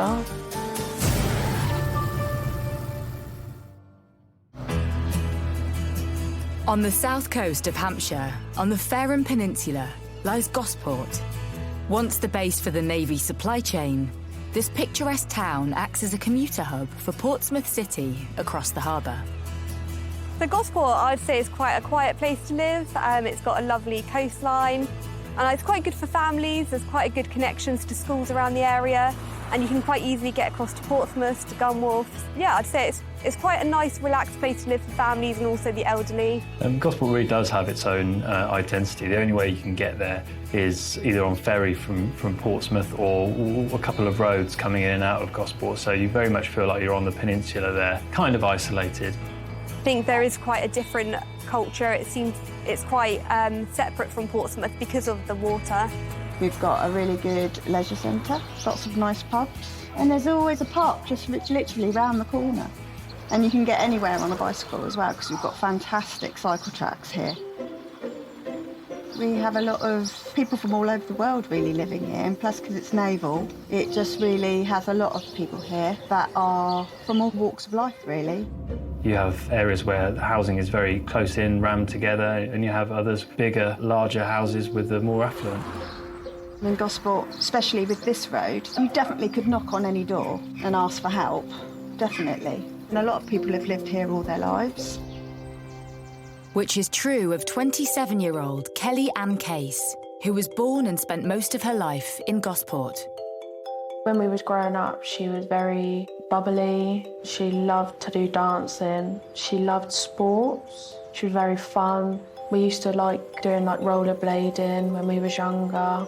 We would do like all different activities, even if it was just walking to the beach and just acting like big children. Even though we was probably 15, 16, she would love it.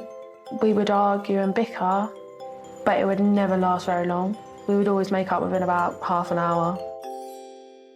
But Kelly had to grow up quickly, after she fell pregnant in her teens. Kelly was a very young mum, but she never pictured herself having children. But she told everybody it was the best thing she ever did. But being a single mum didn't stop her from finding the time for love.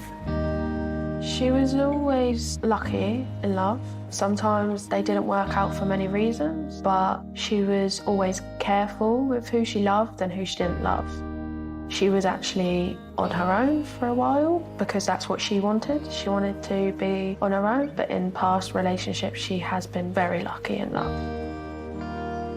She would always make people laugh, and she would always be like the highlight of the day, no matter how down you was or how low you was. She would always make you laugh.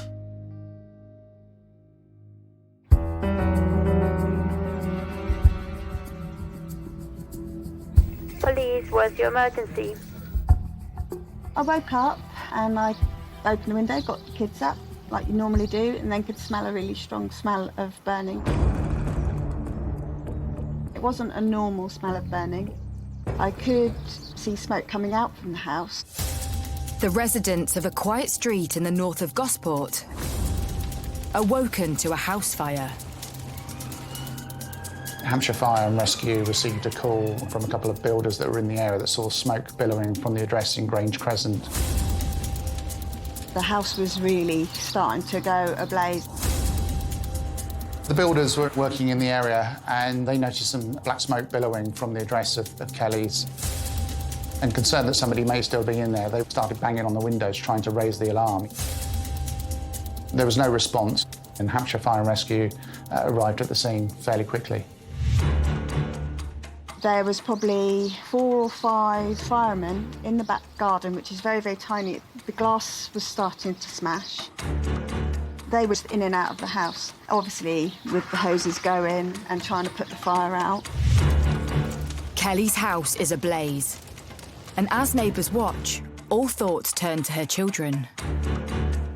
Because I'd seen the children going in and out every so often, and I was thinking, oh no, I hope they're not there. I hope nobody's there. That's what my worry was. I wanted to know if the kids were there because it was just a bit heartbreaking, really. Fire crews break through the front door.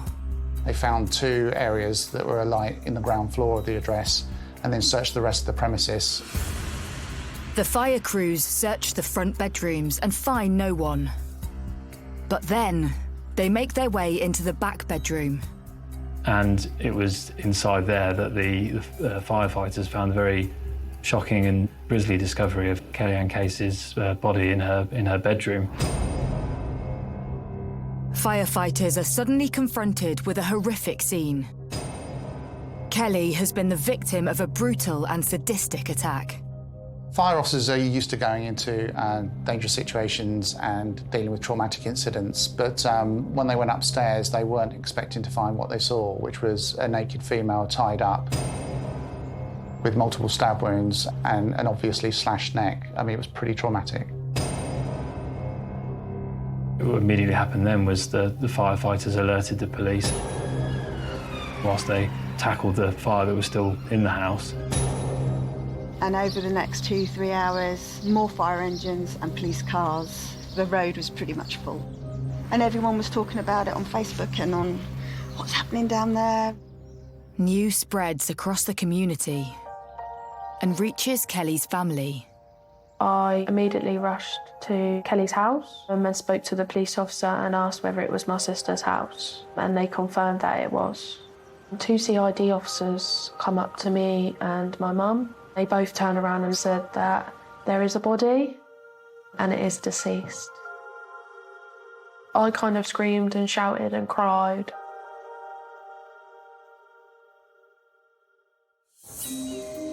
Police believe there's no time to lose if they want to catch whoever was responsible for Kellyanne's killing. Because of the way Kelly was found and the significant injuries that were so obvious, it was called as a murder investigation very, very quickly. And so we take control of the scene immediately. We try to identify who the victim is. Detectives realised that the fire was set deliberately, potentially to destroy evidence. We noticed there were 2 seats of fire initially. One was in the kitchen and one was in the living room, and it looked like bedding had been piled up and deliberately set alight. Upstairs in the back bedroom, Kelly was lying on the bed, naked. The bed was completely stripped. She had some cable ties wrapped around her wrists. She had some obvious stab wound injuries to her neck. Her face looked like it had taken some kind of physical assault as well. And there was blood on the walls and on the floors. Police believe that the motive for the murder could have been sexual in nature. I think when you find a female naked in bed like that, tied up with cable ties, the assumption one has to make is that this is possibly a sexual assault. The pathology is then carried out. Can we then confirm that? The situation of Kelly's body and the manner in which she was attacked leads investigators to consider a terrifying possibility. There's certainly a number of lines of inquiry and hypothesis that a senior investigating officer would form at the beginning of any homicide investigation, and one of those would be that this is a stranger attack. This is somebody who is not known to Kelly.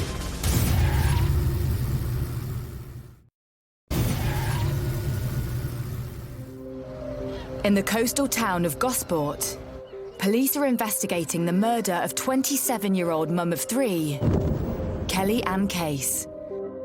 Her body has been found after her house was deliberately set ablaze. Kelly was stripped, she was tied up, and she was tortured and then brutally stabbed with a knife. Detectives believe that the sadistic and sexual nature of the murder suggests it could have been a stranger who killed her. And so they have to consider a terrifying prospect.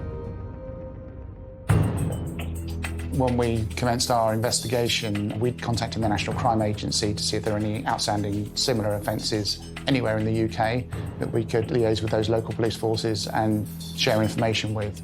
With the police having to consider this could be the work of a serial killer, at the scene a major incident is declared and the street has been secured.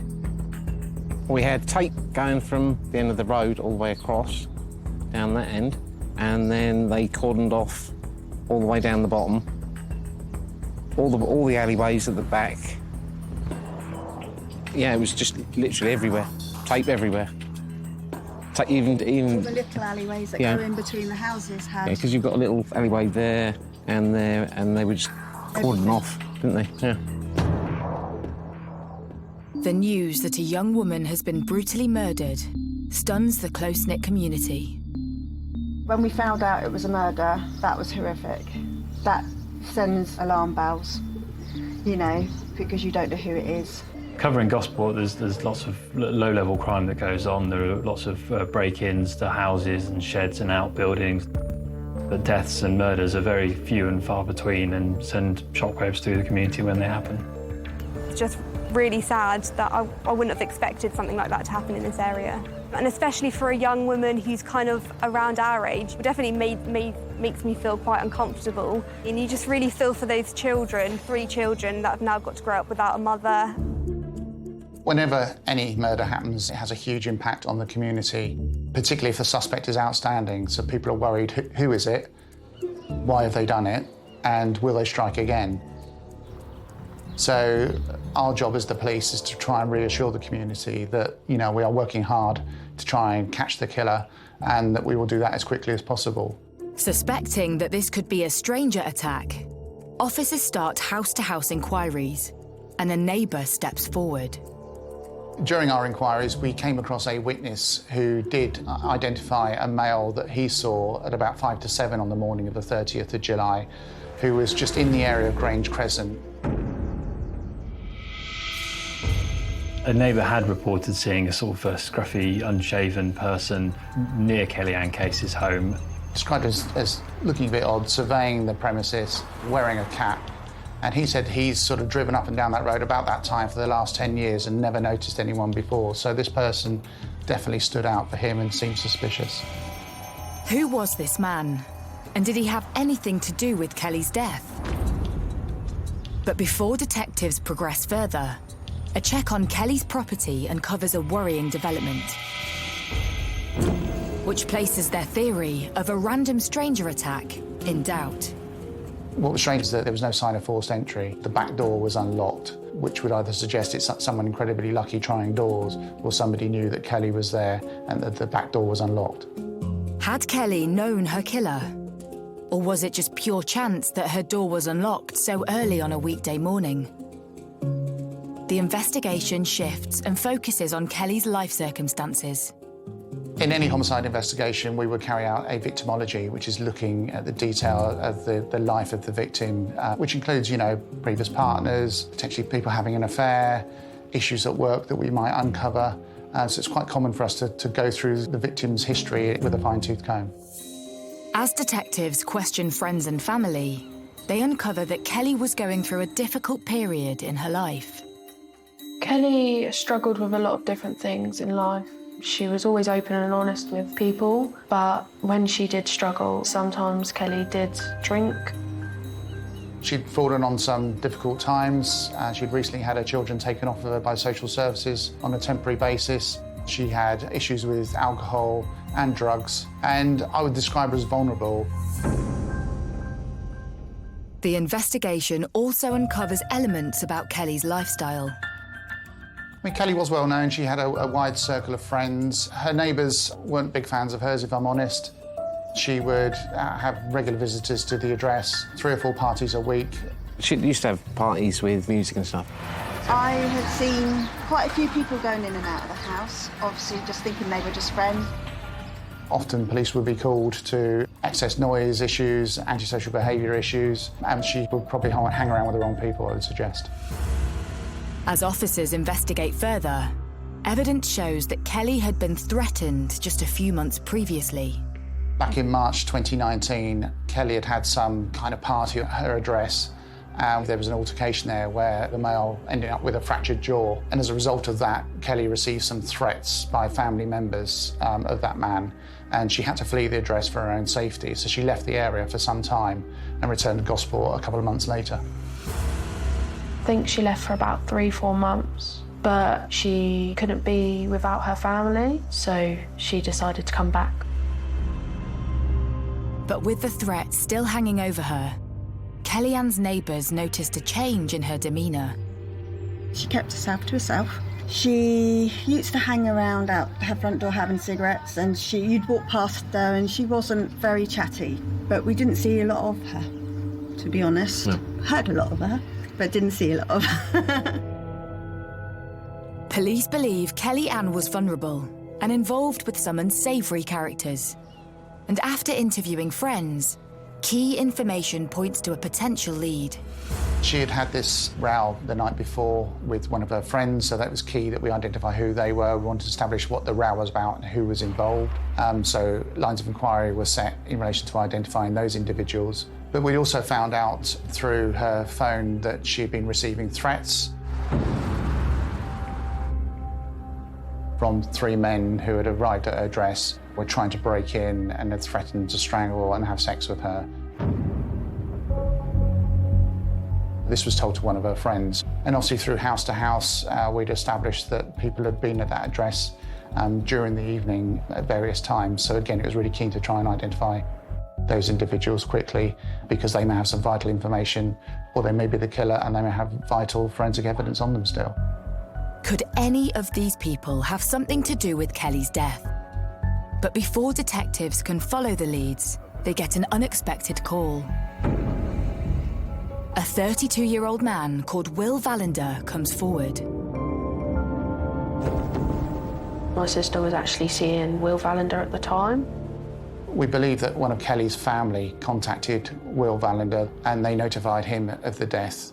It then quickly dawned on him that he was possibly one of the last people to see Kelly alive, having left her address at about 6:30 that morning. As soon as Vallender made contact with the police, the decision was taken to arrest him on suspicion of Kelly's murder and seize his phone and his clothing so that we could then forensically examine those. One might question, well, if he's rang the police, why would you arrest him? Surely he's got nothing to hide. But if you flip it the other way and think, well, actually, he's got things to hide and he's now trying to give a reasonable excuse as to why his DNA may be at Kelly's address or on Kelly, and he's getting his story in first before the police catch up with him. But Vallender's connection to Kelly and his ultimate link to her murder is about to point the investigation in a completely new direction. He was obviously jealous, and he decided it was his turn to go and see Kelly and have sex with her.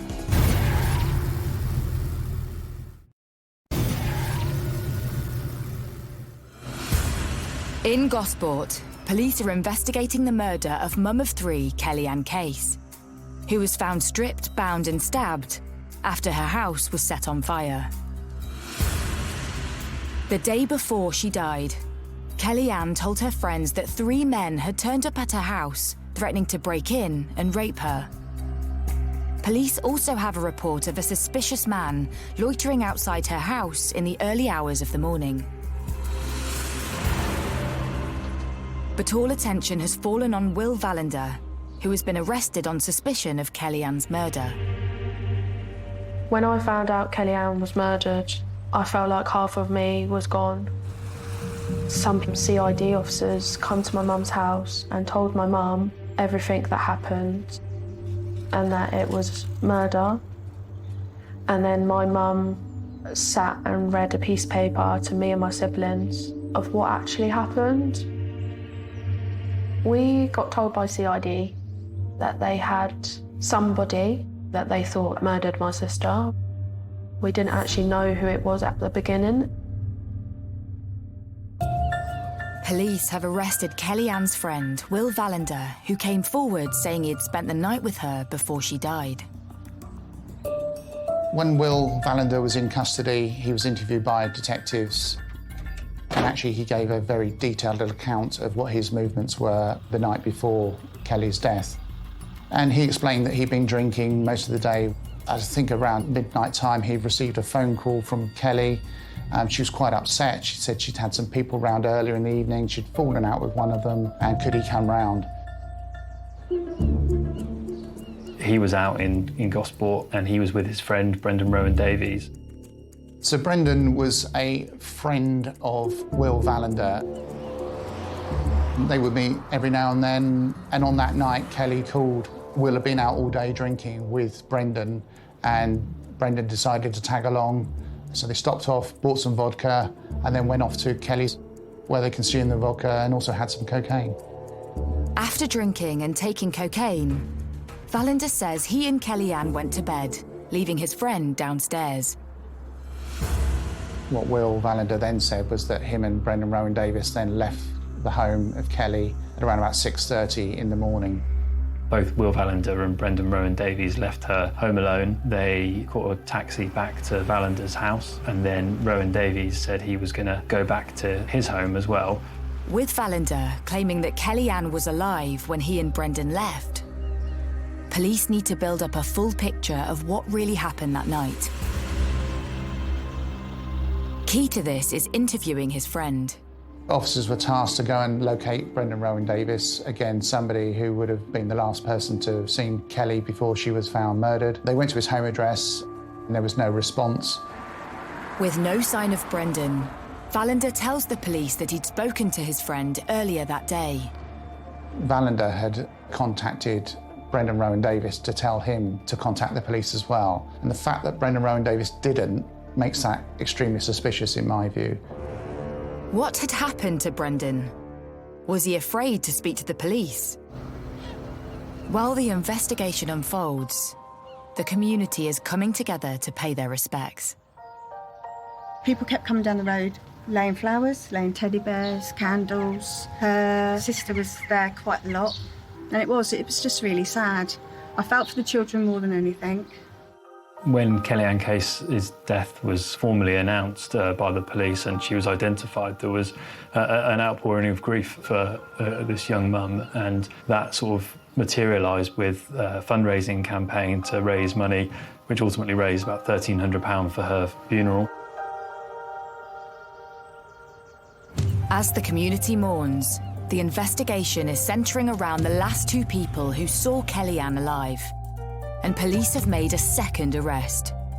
So within 24 hours, the police located Brendan Rowan Davis. He was with his brother over in Portsmouth. Police were dispatched and he was arrested on suspicion of Kelly's murder.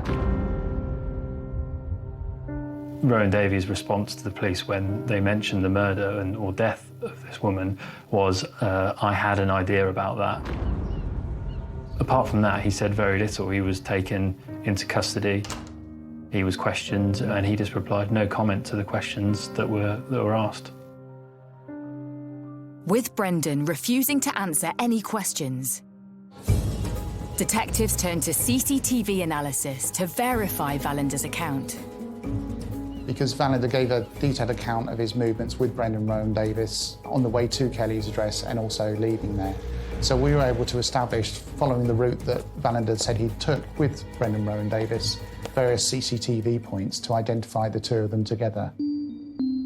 The footage shows Wallander and Rowan Davies taking a taxi from the end of Kellyanne's Road at 6:30 a.m. The taxi drops them off at Wallander's address 10 minutes later, where they're seen crossing the car park.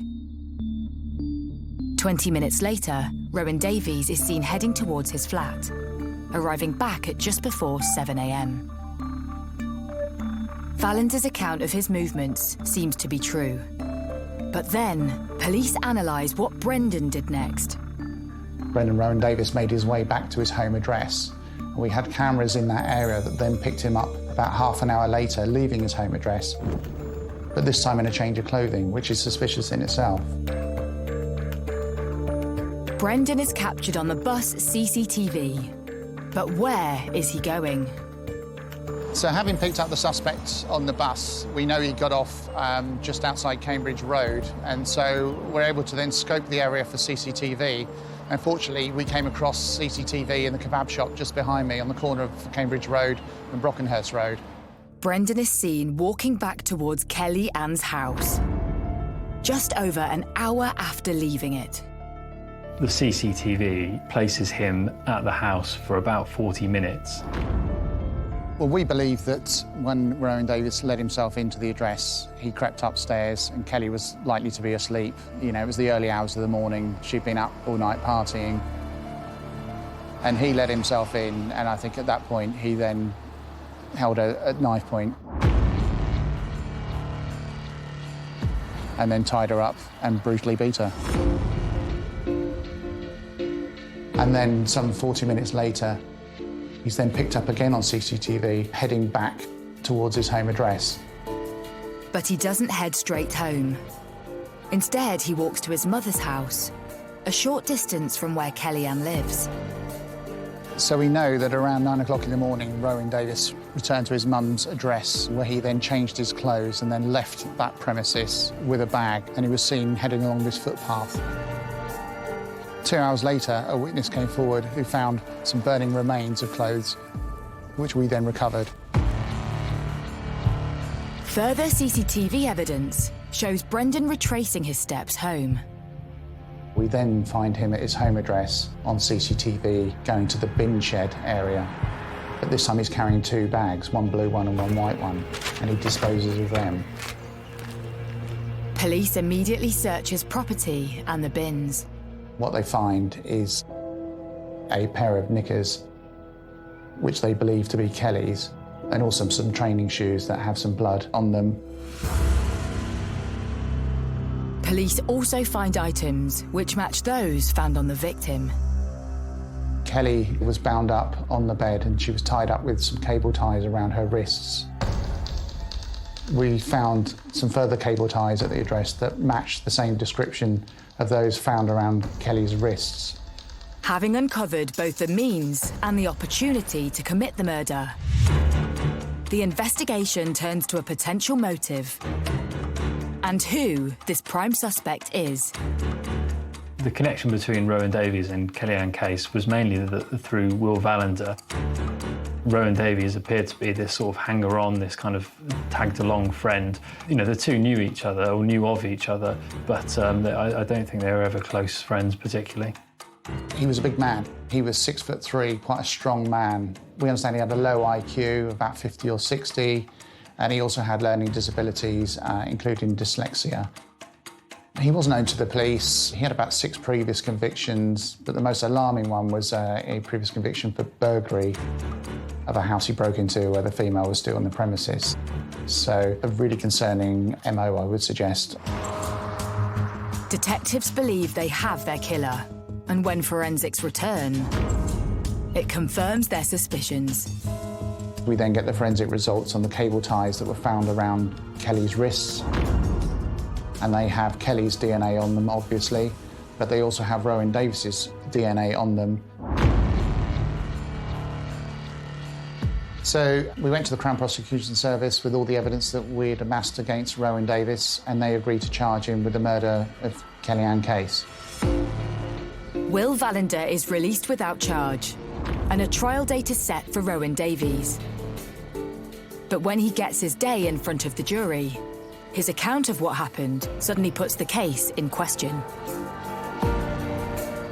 He said he was grabbed by a masked man who was armed with a knife, who threatened to kill him if he told anyone what he'd seen.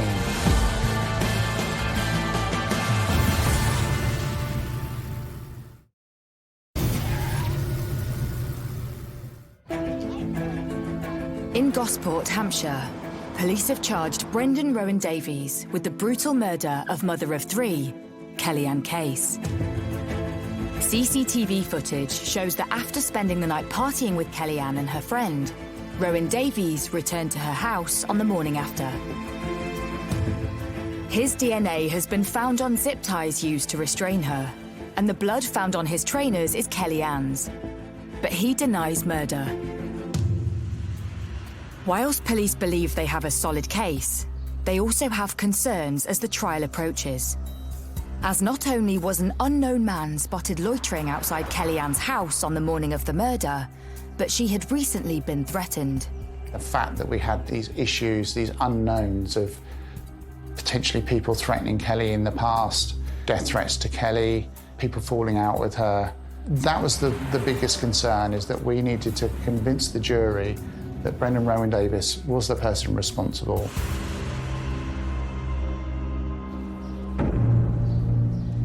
The trial gets underway at Winchester Crown Court. The atmosphere in court for the trial at the beginning was tense. Obviously, there were family members and friends of Kellyanne Case who were anxious to see justice be done. I was at the trial the whole 4 weeks in Winchester. I was there with many family members, including my mum, who never ever missed a day. It was very tiring, but it was all worth it. It helped me to try and grieve for her, because I didn't want to grieve for her. I didn't want to believe it. And still to this day, I still feel sometimes that she's going to walk through my door, and she's not. The pressure is on for Hampshire Constabulary, especially as Rowan Davies, who had remained silent during the investigation, has made some concerning claims to his defence. Prior to the trial, the defence issue us with what's called a defence case statement. And what Brendan Rowan Davies was saying was that he did go to the address on that night with Will Vallender. He did leave with Will, but when he got home at 7 o'clock in the morning, he realised that he'd left his tobacco at the address. And so he went back to Kelly's to retrieve his tobacco. He said he found the back door left open, so when he went into the address, he went upstairs and he saw Kelly on the bed, naked, but she was unconscious. And then he was grabbed by a masked man who was armed with a knife, who threatened to kill him if he told anyone what he'd seen. He said he was so terrified he left the address and didn't tell anyone. Could Rowan Davies be telling the truth? Was there an unknown masked assailant involved? But on examination, police believe there are major holes in his story. He was cross-examined by the QC for the prosecution, and things just didn't stack up with his defence. The fact that he'd gone into the address and then suddenly this unknown masked attacker had grabbed him but not harmed him at all, so there was no injury to him, that didn't stack up. He then tried to explain why his DNA was going to be on Kelly and why Kelly's DNA was going to be on him by the fact that he was then pushed onto Kelly. The cable ties that Kelly had around her arms were the same ones found at his home address. He couldn't give an explanation for that. The change of clothes he had with him at the time that he went to Kelly's that he then changed into when he went to his mother's address, he couldn't give an account for that. That didn't make sense. He claimed to have been absolutely scared and frightened by this mystery man, but CCTV footage from inside the bus that he took when he went home after killing Kellyanne Case showed that he wasn't petrified. He went to his mum's house afterwards and didn't say to her that he was scared at all. He said nothing to anyone until he had to suddenly defend himself in court. By Rowan Davies' account, he left Kellyanne alive but unconscious with the masked assailant at 8:30 a.m. But just 3 minutes later, builders noticed smoke coming from Kelly's house. The timings of Rowan Davies's account don't stack up. In court, there was a lot of disbelief as to what Rowan Davies was actually saying. Under cross-examination, Rowan Davies is asked how the masked assailant could have tortured Kellyanne, killed her and set fire to the house in the 3 minutes after he left. His whole case was that within about a 3-minute window, this mystery man had murdered Kellyanne Case, and that Rowan Davies had walked off terrified, too scared to tell anyone about it. Rowan Davies' whole case seemed to be ludicrously implausible, just didn't seem to have been able to happen at all. I thought Brendan's story was rubbish. This third person would not have allowed him to walk out of the house. You're not going to allow a person that have just witnessed you kill somebody, you're not going to allow them to walk. And in that space of grabbing his backy and then walking out of my sister's back door, not running, walking. Whilst Rowan Davies' account is under scrutiny, the prosecution know they need to establish a motive for murder. Brendan Rowan Davies clearly had some sort of sexual interest in her. It emerged at the trial that he'd said to her that he'd always fancied her. But she just laughed that off and didn't take it seriously. Kelly would never have a relationship with him, and Brendan didn't like that.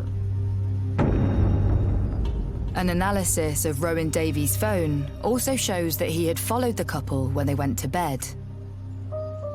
What Will Valander and Kelly didn't know was that Brendan then, knowing that they were having sex in the room next door, got his phone out and started secretly videoing them having sex on his phone. They said he was his arm put round the door kind of thing whilst he was filming that. He later deleted it, but this was a man who'd just been rebuffed by her with a laugh. Will Valander describes that he had left the house with Rowan Davies at 6:30 in the morning. Will asked Brendan to make sure that the back door was locked, and Will would make sure that the front door was locked and post the keys back through. But we now know that Brendan didn't lock the back door so he could gain entry when he come back. CCTV then shows how Rowan Davies had made his way home, changed clothes, and returned to Kellyanne's house. The prosecution say he's armed with a knife and zip ties. He enters the house through the door he purposefully left unlocked. It was quite clear that Rowan Davies had gone back there with a sinister intent. When Rowan Davies let himself into the address, he crept upstairs and Kelly was likely to be asleep.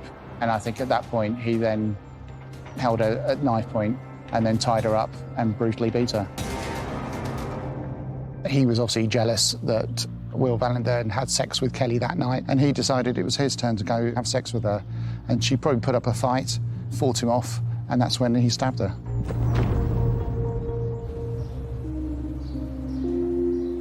In court, it's revealed that the knife wounds Kellyanne suffered were likely to be from an attempt to torture and control her.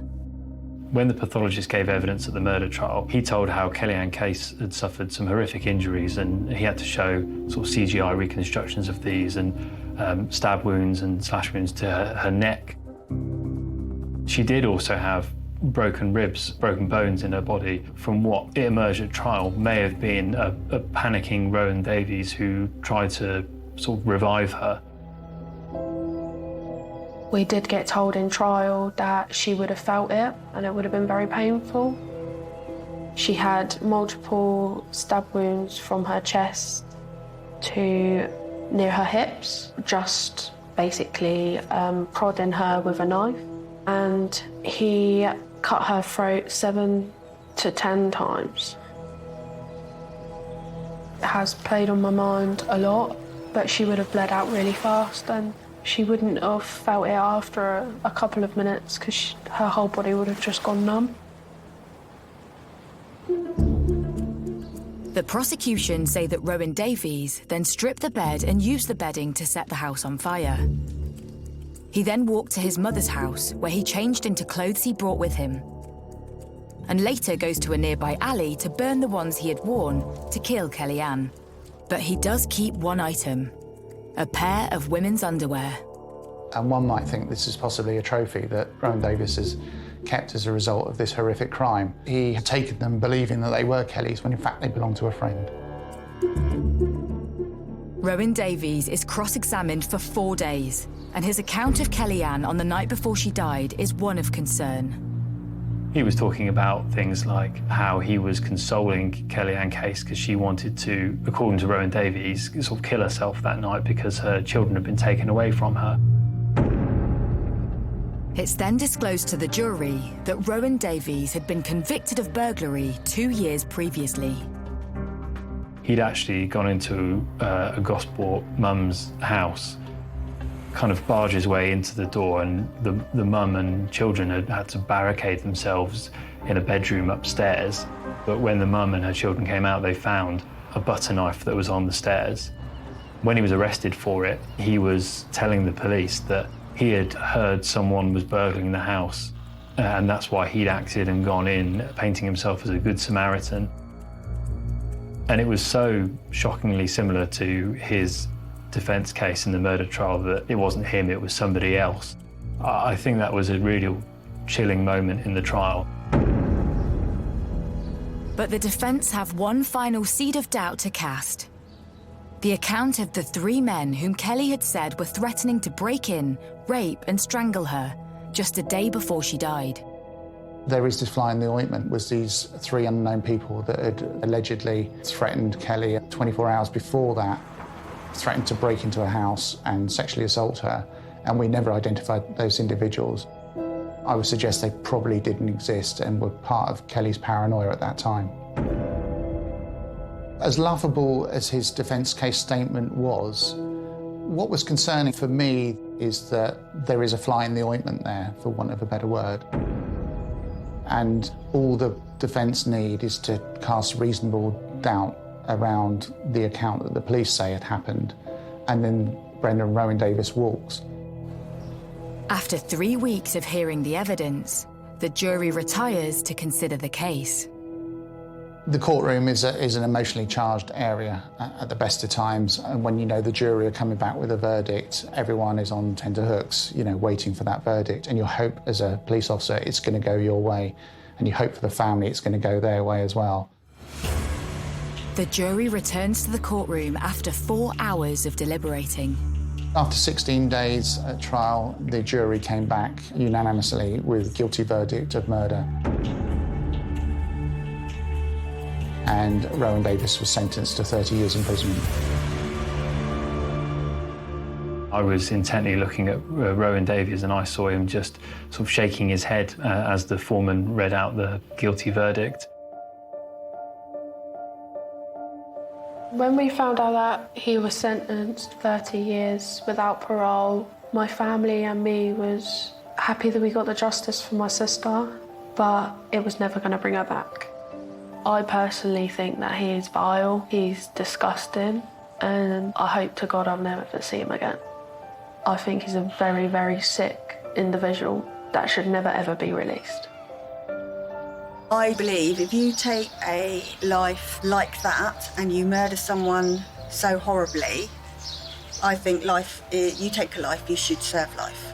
Yeah, life should be life, Not 10 years, 20 years, 30 years, whatever it is, or you can get out of good behaviour and stuff like that. Life should be life. It doesn't seem like justice. She was young, she was only 27, and she would have had years and years of her children, so it doesn't seem just in what she's lost and what her children have lost in years and what he's getting for that, because he'll come out and he would be a middle-aged, late-aged man, and he can still do things with his life, and that's something that she'll never get the opportunity to do.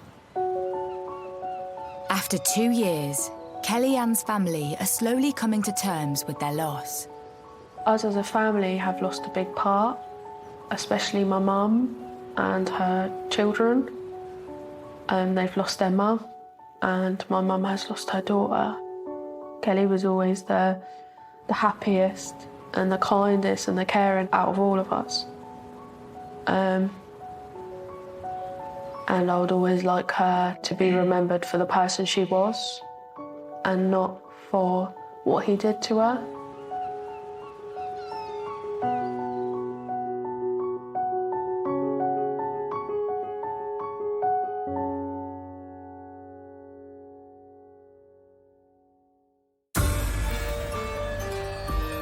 And Killer in My Village continues with the story of a 29-year-old who met a brutal demise at the hands of her ex-husband.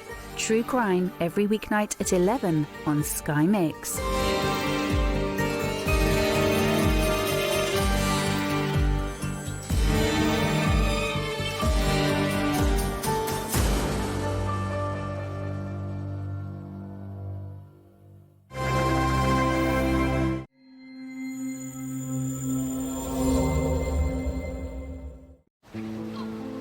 Two brutal killings, a massive manhunt, and it shocked the whole town.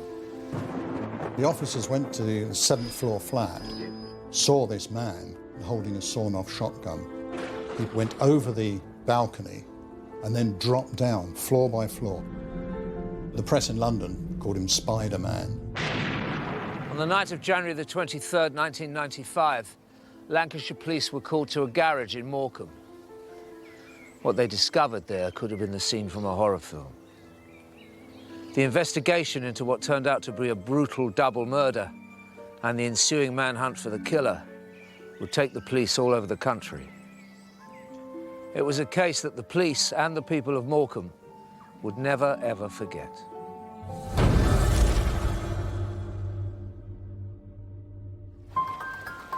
In January 1995, Morecambe, a picturesque seaside town in Lancashire, was about to become front-page news when the dead body of a man was found.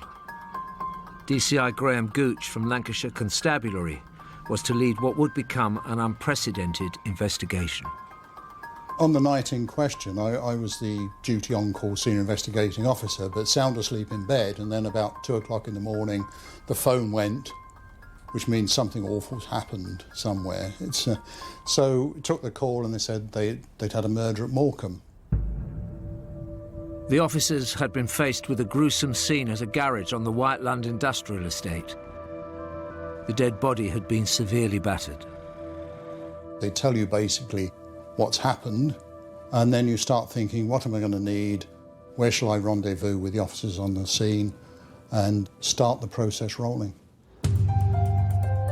DCI Colin Mooney was appointed as Deputy Senior Investigating Officer on the case, an unusual one for this normally quiet holiday resort. Morecambe's quite a low crime area to live in, particularly compared with other areas of Lancashire. It's got a great beach, and it's got the estuary, There's a famous walk across the Morecambe Bay, a guided walk. It's not the big razzmatazz of Blackpool, no big rides and things like that, but it has its own lovely appeal. The Queen Mother once came to Morecambe and described Morecambe's view as a $65,000 view. I would say Morecambe's probably one of the very safest places to live. It's sort of like a bit of a sleepy town. There's not really that much horrendous trouble, you know. The wives of 49-year-old Tony Morocco and 29-year-old Paul Sandham had phoned the police, worried about their husbands who had worked at the garage together and not returned home. They were creatures of habit. They'd finish their work about 5 o'clock and go home. And this night, they hadn't. The officers went to the garage with the relatives, and it was locked. And then they found somebody who's got a key to come along and unlock it. So the premises were locked. And inside, then they'd found this scene of destruction. Clearly, it looked as though someone had been playing dodgems with the cars, and there was smashed office furniture, smashed cabinets. And on the floor was the body of Tony Morocco. Tony's body, unfortunately, bore considerable marks of violence. It looked as though he'd been stabbed and that his head had suffered a number of blows from a blunt instrument. Well, certainly the amount of violence used was far in excess of that was needed to actually bring about death. There was something very emphatic about it, almost as if the person was acting out, I know, some sense of mission or getting revenge. From his injuries, it was immediately clear to police that Tony Morocco had been brutally murdered on the premises of his own business. After pathologists had analysed the scene, his body was carefully removed, and along with crime scene investigators, DCI Gooch tried to figure out what had happened. Left at the scene, there was a lot of blood there. There was a torque wrench, which had blood and traces of body on it and hair. So that appeared to be a fairly obvious murder weapon. And lots of other pieces, because garages are generally fairly messy places, so there's a lot of stuff to look at. But then here we had the feature of this car, this Toyota car, which had obviously crashed into the desk and into the cupboards. So clearly that was part of whatever had happened at the scene. So we knew that we had to do a lot more investigation into that. But of course the first thing on your mind is, who did this? The police didn't have to look far for their first suspect. The situation we had was these two men who worked together in the garage. They hadn't come home. We've been along there and we found the body of one of them and the other man's missing. It's not unreasonable to have some suspicion that they'd fallen out, had a terrible argument, and that this was the result of it. Because, I mean, Paul Sandham was nowhere to be found. He hadn't gone home, which was most unusual. The police immediately focused on locating Paul Sandham. Officers had been called out to come to Morecambe to start forming an investigation team. In the morning, those officers had turned up about 8, 9 o'clock, and we'd started the briefing, painting the scene for them to tell them what was going on, what we were going to do, and what each of them would be doing. And then, during that briefing, in came one of the officers saying, "Hang on, boss, I think there's been a development," and hands me a piece of paper saying the body's been found further, just out in the countryside, a little way from Morecambe. And then we found out that that was Paul Sandham, who had been stabbed many, many times. The man police had been treating as a suspect had been left for dead with 41 knife wounds. There was a clear connection between the two victims, and also the level of violence used on both of them was quite similar. It did bring into focus the fact that there had been a deliberate separation of the two victims, which of course highlighted just how calculated it was.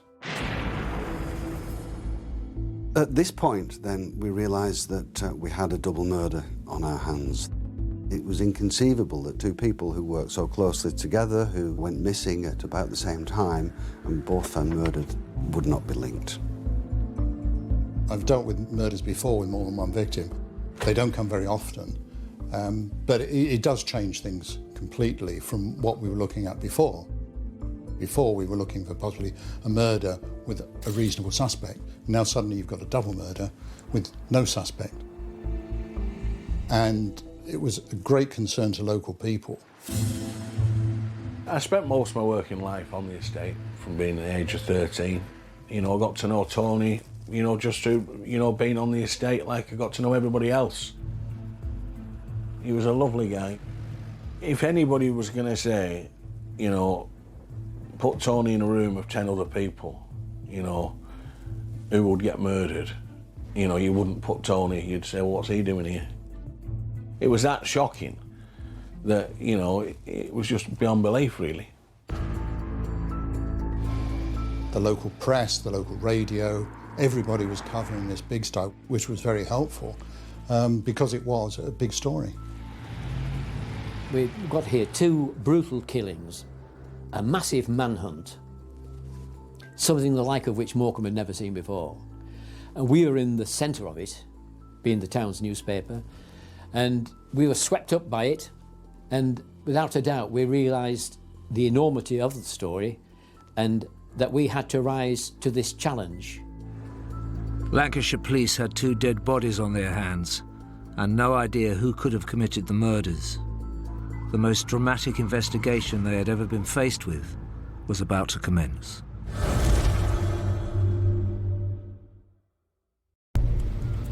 Police in Morecambe were dealing with a brutal double murder and no suspect. The body of Tony Morocco had been found at his garage business, and his co-worker Paul Sandham was found a mile down the road in a field. He'd been stabbed 41 times. When people learned of what had happened to Tony and Paul, it was just pure shock. Or anybody on the estate could quite believe what had happened. It was unreal, just unreal. Tony Morocco was very well known. He had a wide circle of friends and a big customer base.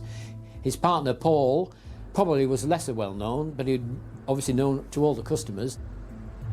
Sad thing for Paul. Paul had just recovered from cancer. You know, gone through a grueling time with that. You know, to have his life pulled away from him in one flash of it, you know, it was absolutely shocking. After speaking to friends and family, police started investigating Tony's business, hoping to find a clue that would lead them to the murderer. The kind of work that Tony was involved in, the purchase and sale of low-value vehicles, indicated to us that it was largely a cash business, but there was no cash found on the body. So we did some checks, and we were right that there should have been some cash there. It looked like a robbery might have been the motive. In addition to that, Mrs. Morocco was able to tell us that Tony had a heavy gold chain around his neck, which he never took off, I think for sentimental reasons, except for just one occasion when he'd broken a link and it was repaired by a local jeweller. And that was missing as well. Armed with their evidence, police began building a picture of what could have happened on that fateful night. It became apparent to us that Paul Sandham had been taken away and murdered first. We guessed that this Toyota car had been used to take him away, presumably on a test drive. And he killed him in the field and then come back in the Toyota and crashed it into the garage when he arrived. We tend to assume that he'd gone along there, found 2 members of staff there, which he thought he couldn't overcome them. So on the pretext of wanting to buy a car, had got Paul Sandham away and killed him so he could go back and rob Tony. Regardless of their theory, police still needed concrete evidence that the murders were linked and the Toyota car was significant. It's very important to isolate the two scenes to make sure there's no contamination, because we wanted to find out if that car had been in the field. So we found next to the road, we got a tyre track, which eventually found matched the Toyota, but also, more importantly, we found soil of identical makeup in the footwell of the car as was in the entrance to the field. Now, the important thing was this was found on the driver's side and not the passenger's side. So it showed only one person who had been out of the car got back into it, and that was the driver. And that had gone back to TM Motors. For me, more significantly, there was a trainer mark in mud in the field close to Paul Sandham's body. And there was also a similar trainer mark in blood in T&M Motors. So it was clear to us that the murders were linked, and they feel the trainer mark was a definite scientific link between those two murders. With the crashed Toyota car left at the garage, police needed to establish how the killer had travelled around. One of the lines of inquiry which we had was to try to establish whether or not there was a getaway vehicle involved and whether or not anybody had seen it.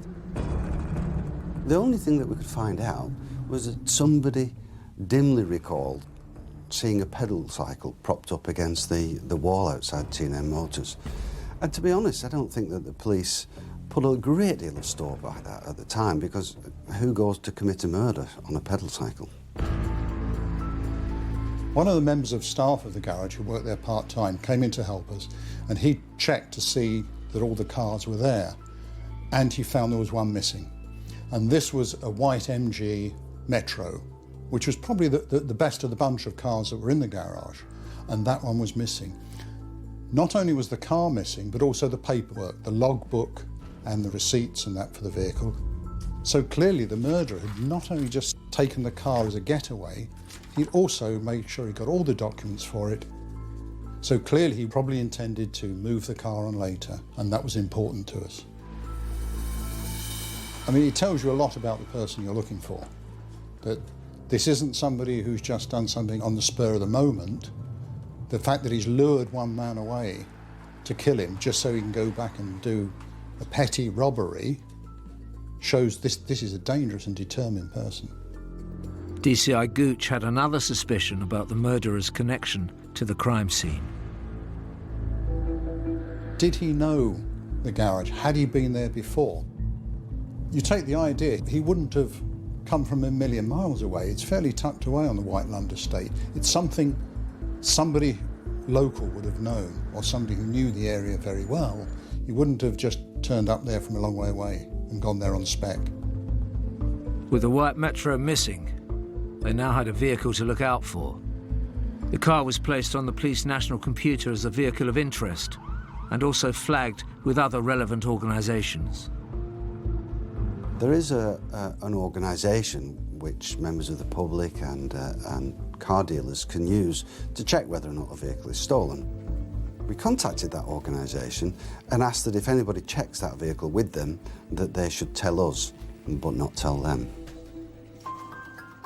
So, having put a marker for the MG Metro onto HPI, only a couple of days later, they called us to say that someone had gone into a garage in Erith in southeast London to sell the car.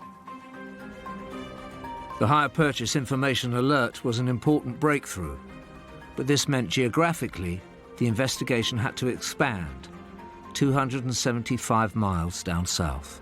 Very quickly, we sent a team down to London to check this out, and the man in the garage did a few second-hand cars. He did repairs and lower end of the market sort of cars. And he remembered the man who had taken in, because he'd done a few deals with him before. And he checked it and there was nothing outstanding on HPI at that time. So a deal was done and he part exchanged it for a Ford Escort. The Erith car dealer provided an accurate description of the man that had sold him the white Metro, but wasn't much more help to the police, as the suspect had covered his tracks. He'd given false particulars, which gave us something to look at, but essentially It looked like a bit of a dead end. We didn't have any more information to go on then. Unfortunately, and perhaps alarmingly, the car dealer had traded on the MG Metro, but luckily for us, he knew where it was, and we were able to catch up with the vehicle pretty soon thereafter. And so we seized it, we brought it back to Lancashire and had it examined by our scientific officers. They found traces of blood on the driver's door handle, and it would have been reasonable to expect that it was either Mr. Morocco or Mr. Sandham's, but it wasn't. This was the blood of a third person. And we began to speculate that perhaps in the frenzied attack on the two deceased's, maybe, just maybe, the murderer had cut himself, and that this was, in fact, the murderer's blood. It was looking like a DNA breakthrough. All police needed was a match. Another important element that came in then was the car that he'd bought from the dealer in Erith, because we had the registration number for that. And then we found, by putting that on the police national computer, we found the car had been stopped in the City of London. Now, what was happening at that time, there was anti-terrorist procedures. Now, the officer who stopped him couldn't actually remember it, but we knew it was near one of the CCTVs that was part of what they call the Ring of Steel around the City of London at the time. Now, when we got that film back, there was the car with a man driving it. Now, the pictures were a bit fuzzy, not good enough to identify, but we noticed that the hand on the steering wheel appeared to be bandaged. Using the description supplied by the Erith car dealer, the police released a sketch of the suspect to the national press, hoping it might trigger more leads. After we'd released the artist impression, I got a phone call in the major incident room from a detective from the Kent Constabulary. And he told me quite definitively, "Here, Gov, I think I know who did your murders." And the hairs on the back of my neck stood up. This sounded like a breakthrough. There appeared to be a link with a man who'd been robbing jewellery shops in Kent. There was some CCTV footage of one of the robberies where the offender was particularly and gratuitously violent towards the shop assistant, punching her in the face when there's absolutely no need to do that. DC Cullen was one of the officers involved in that investigation. He told me that he thought the person responsible for our murders was a man by the name of Terence Derrick Clifton. Clifton was a suspect in the robberies, and having seen the artist's impression of the man Lancashire police were trying to track down, DC Cullen had thought the resemblance uncanny. We did some quick checks on the name and the date of birth provided to us by Dick Cullen, and I was delighted to find that Clifton had a conviction in Lancashire, but not just Lancashire, Morecambe. This clearly made a connection between a man who lived in the South East London area and sleepy old Morecambe in Lancashire. I think when the link was made with the earlier crimes, the robberies of the jewellers, for example, it became apparent that this was an individual who was on the fringes of society, who seemed to see himself as outside the law. Somebody who's very much playing by his own rules, maybe with his own sense of purpose. Armed with their new evidence, the police moved quickly. The hunt was on for Terry Clifton.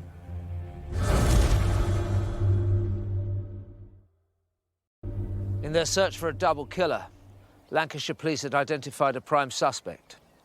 All they needed to do now is find him. Intelligence pointed to a man called Terence Clifton for the murders of Tony Morocco and Paul Sandham. But they were yet to track Clifton down and still needed evidence that placed him at the scene of the crime. Now, one of the important things is on Tony Morocco's body, there was an awful lot of blood. And when they looked at his trousers, they'd taken blood samples from about 6 sites, which is the normal thing to do. And they'd all been the same blood group and they'd all been Tony's blood. However, they went back to it then and looked inside the pocket where his money would have been. And inside the pocket, another blood sample was taken, and that turned out that that wasn't Tony's. So suddenly, here we had the blood sample from the murderer, we thought. So now the case is really building up. We've got this suggested name from the intelligence officer in Kent. We've got a description that would appear to be matched. And now we've got blood from the murderer in the pocket of the deceased. So now we've got to match it. Clifton had been in prison before, but this was 1995, when personal profile details held on convicts were limited. Nowadays, it's quite routine for people coming into custody to have a mouth swab taken with a view to having their DNA recorded on the National DNA Database. But that wasn't the case way back then. So what we needed was a sample of Clifton's blood to compare with the blood of the third person from the crime scenes and from the MG Metro. The investigation was now a nationwide search, and Lancashire Police gathered as much support as they could without naming their suspect. We always enjoyed a pretty good relationship with the police, and on this particular incident, it was outstanding, because partly the police needed us as well to help catch the guy. We decided to release the artist's impressions to the local paper. And that brought about another development. A young lady came to the police station and she said that based on the artist's impression, she thought that the person that we were looking for was none other than Terence Clifton. She explained that Terence had attended school in the area and, significantly, that he had been in the Morecambe area around the Christmas and New Year period of 1995. The witness went on to say that, that Clifton had arrived in the area in a big old BMW car that he'd driven up from London, but that he had sold it and bought another car locally. And it came as no surprise that that transaction took place at T&M Motors.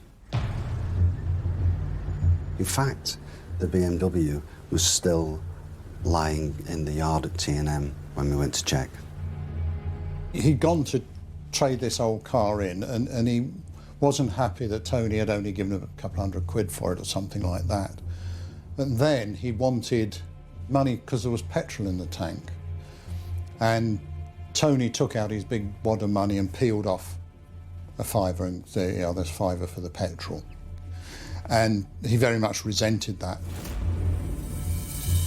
The police now had an additional motive for the murders: revenge.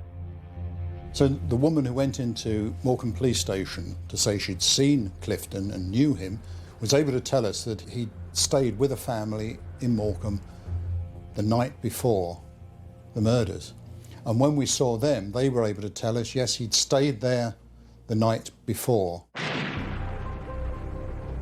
The people that Clifton had been staying with were also able to say that one day he came out onto the street where his car was parked to find that the tyres had been slashed, and he was extremely annoyed.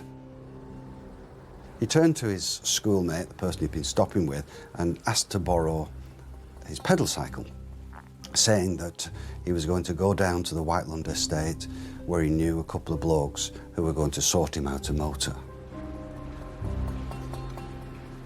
This, of course, explained why no car was seen at T&M Motors and explained the presence of a pedal cycle propped up against the door at the relevant time. A little while later, Clifton appeared back at the family home. Then he was driving a white hatchback car, and the pedal cycle belonging to the young man with whom he'd been staying was sticking out the back. So he returned the pedal cycle and set off, saying that he was bound back for London.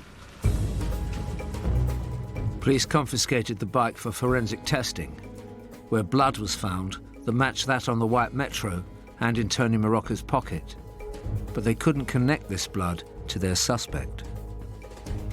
So we were obviously waiting for a DNA match to see whether or not we could definitively tie that blood to Terence Derek Clifton, but at that stage we didn't have it.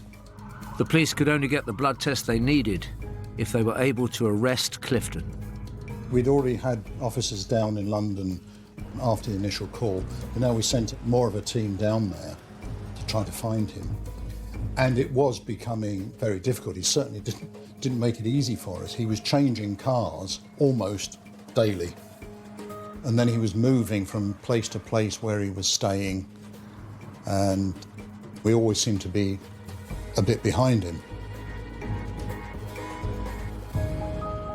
I get a sense of a continuing theme of him versus the world. Him seeing himself as this character, almost a heroic character who can rise above adversity and demonstrate, in some respects, a superiority. He can give the police the runaround and get away with pretty much what he chooses. When it was a bit of a manhunt to London, well then you think, Jesus, help me catch him. Everybody was sort of like shocked and look, you know, it was very hard for everybody. I mean, you know, it's all right for me to sit here saying it was hard. Imagine what his family felt like. At this point, Lancashire Constabulary had officers at a police station in Bexley Heath in Kent, and they also had backup from the Metropolitan Police. The murder investigation was turning into a manhunt. He was always giving an alias, but there's a common theme to those aliases. Whilst he was going around giving people false names and addresses to people who didn't know him, there were clues in it for us, because a lot of the names he was given were sort of mix and match of places he'd lived before and people who he had known or relatives. At one of the addresses at which he'd stayed, we found a gold Belcher chain which he'd swapped for some cannabis. And we were able to take that to a jeweller in Lancaster who had repaired it, and he was able to identify it as being the chain he'd repaired for Tony Morocco. Then the manhunt suddenly turned a corner, when on the 27th of February 1995, 1 month into the investigation, police pursued a lead in Erith in Kent. Well, the officers went to the 7th floor flat of one of Clifton's ex-girlfriends, because we had reason to suspect he was there. So as they were going through the front door, the officer who was down on the ground saw Clifton backing out of the flat and holding a sawn-off shotgun pointing in towards the flat. So we've now gone up a stage because he's armed and we know he's dangerous. But then he put the gun down and went over the balcony and then dropped down floor by floor. He just let go on each floor and dropped, and then just grabbed the railing of the flat below to slow himself down. And he did that all the way down to the ground, and then he ran off. After that, the press in London called him Spider-Man, and that was it. I think part of my feelings at the time was I wish he'd fell off that tower block halfway down. You know, the man was a psychopath. The police recovered the discarded shotgun, but now knew Clifton had access to firearms. He was now a huge danger to the public, and he was on the run. Then we took the unusual step of publicising his name. Normally you don't publish the names of suspects until somebody's charged. But with this man on the loose and being so dangerous, we had to do that in the hope that people would come forward and tell us where he is, because nobody wants him on the loose in their community, because if he can do this sort of thing, he might do the same to them. It was unnerving because the sheer brutality of it kept people on edge. They'd never known anything like it before. Somebody capable of doing that was capable of doing anything. 2 grieving families, a community on guard, and an armed killer. It was more urgent than ever.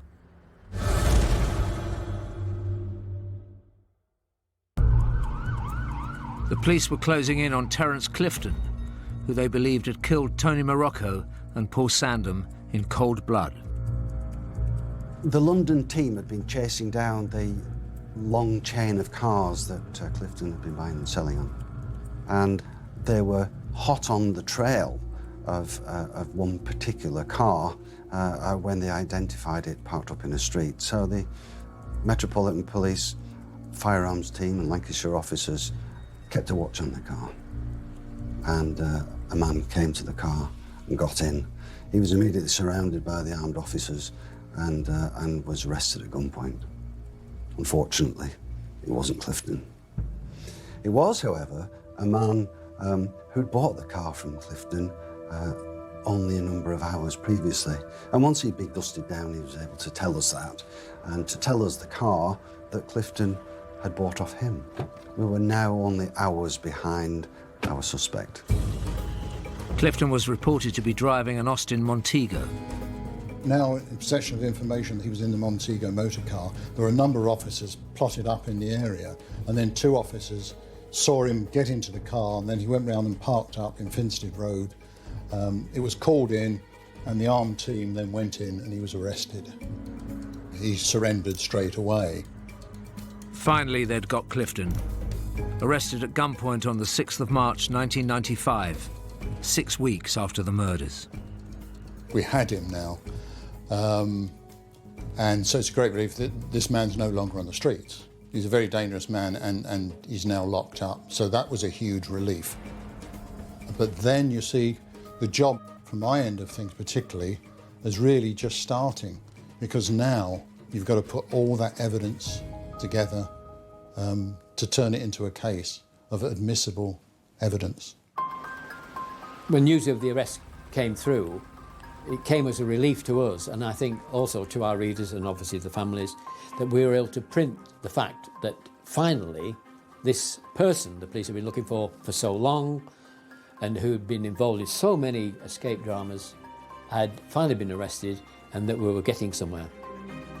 Police needed to prove that blood found on the stolen white Metro, the push bike connected to the crime, and in Tony Morocco's pocket, belonged to Clifton. They took DNA swabs from him and awaited the results. Yes, having been arrested down in London, then obviously he had to be brought up to Lancaster, where he was held. And we questioned him, and he thought he could be cleverer than us, if you like, because he was told briefly what the evidence was. And he said he happened to be walking through the White Lund Industrial Estate, like you do, and he'd seen this car parked at the roadside, the white Metro, with the keys in it and all the documents lying on the seat. And he just intended to steal the car. And that was his defence. He was rational, he was polite, he admitted the theft of the MG Metro, but claimed that he had nothing to do whatsoever with the murders. So, following the interviews, we decided that we were going to charge him, notwithstanding the fact that we didn't have the DNA evidence at that stage. We did feel that we had sufficient evidence to charge, and we did. Clifton was remanded in custody while he awaited trial, and several weeks later the results of his DNA swab came through, which, as police suspected, was a match with DNA evidence from the double murder. We had this man with a history of extreme violence. We had a man who knew the area, despite the fact he had a London address. He'd been to school in Morecambe. He was known to be in the area. He'd borrowed a bicycle to go to the garage and had come back later with the white Metro, with the bicycle in it, with blood on it, which was his blood. Then we had his blood in Tony Morocco's pocket at the scene. We then had footprints at the scene of that murder and at the scene of Paul Sandham's murder. We could link the two scenes again because of the earth from the field and the earth in the driver's footwell of the Toyota that Clifton had then driven back to the garage. We've got the Belcher chain that was found in London that he'd swapped for some cannabis, which we could then identify positively as being Tony Morocco's. So we got an awful lot of evidence to make a case for the prosecution. So in the next few months, Clifton made a number of appearances, both at the Crown Court and at the Magistrates' Court, as part of the process leading towards his eventual trial. His behaviour had deteriorated from that at the time of his interview. He assaulted a prison officer on one occasion and blew raspberries at the judge on another occasion. On Saturday, the 24th of June 1995, Clifton was due to be formally committed for trial at Lancashire Magistrates' Court. And then we came to the worst of all in his behaviour. He said he wanted private consultation with his solicitor, which he is entitled. So was taken into a room with his solicitor. Then he produced a sharpened telescopic car aerial, which he'd secreted within his rectum before he left prison, and then held this against his solicitor's throat and threatened him and took him hostage. We called in a hostage negotiator, and we also called in officers who were trained to put an end to a siege like this by more forceful means. I remember getting a call from a colleague at quite an early hour of the morning to say that there was an incident in progress at Lancaster Magistrates' Court. At that time, I worked for the prison service, and I was on call for hostage negotiation situations. Dr. Need made his way to the court, while Lancashire police tried to manage the situation as best they could. As part of this siege, he called for an imam to come and speak to him, claiming that he was a convert to Islam, and the imam duly came and spoke to him and declared that, in his opinion, he wasn't a convert. When I arrived, everybody was rather tired, but above all, I think, attention focused on the well-being of the hostage. The siege itself, from the time we took him, lasted for some 21 hours. So it's gone on a long time. And of course, when you're dealing with somebody like that, who's not that well balanced and clearly dangerous, as time goes on, they're getting tired, and either they give up or they can get worse and worse. At the end, things were getting worse, and that's why there had to be a rapid intervention. It was decided that we should explore the possibility of tactical intervention, and that really centred upon separating Clifton from the hostage. And that was achieved by offering Clifton a cup of coffee, which he accepted, took a few steps over to reach for it, and at that point the door to the room burst open and several gentlemen jumped on him. So it was brought to a peaceful resolution. It was erratic behaviour, and it may have been just part of the delaying tactics. I'm not sure what he felt that he had to gain by taking his solicitor hostage. It seemed to me to be the last turn of the card of an increasingly desperate man. Clifton's troublemaking continued. He sacked his defence lawyer and told police he would represent himself. The trial at Preston Crown Court didn't happen for 2 years. So eventually he came up for trial in January of 1997. And then when it came to the day of trial, he refused to come out of the cell and face his own trial. Because Clifton was unrepresented, it meant that the witnesses were not cross-examined, although the judge maintained the impartiality of the trial by asking pertinent questions of the witnesses himself. But nonetheless, the pace of the trial was much quicker than you would normally expect, and I recall that on one occasion, in excess of 30 witnesses in one day were heard. At the trial, the injuries sustained by Tony Morocco were so bad, it took the pathologist like 45 minutes just to describe the injuries, and the family sat through all that. The jury didn't take a long time at all to convict him of the murders. In a matter of 40 minutes or so, they'd returned unanimous verdicts of guilty to 2 offences of murder and 1 of the theft of the white MG car. All that was left was to sentence Clifton for his horrific crimes. The judge insisted, quite rightly, he'd be brought up for sentencing, and he wasn't for going quietly. And it took 9 prison officers a long time, having to have him wrap him in sheets to stop him kicking and punching and biting the officers, and they carried him up to the dock where he heard the sentence.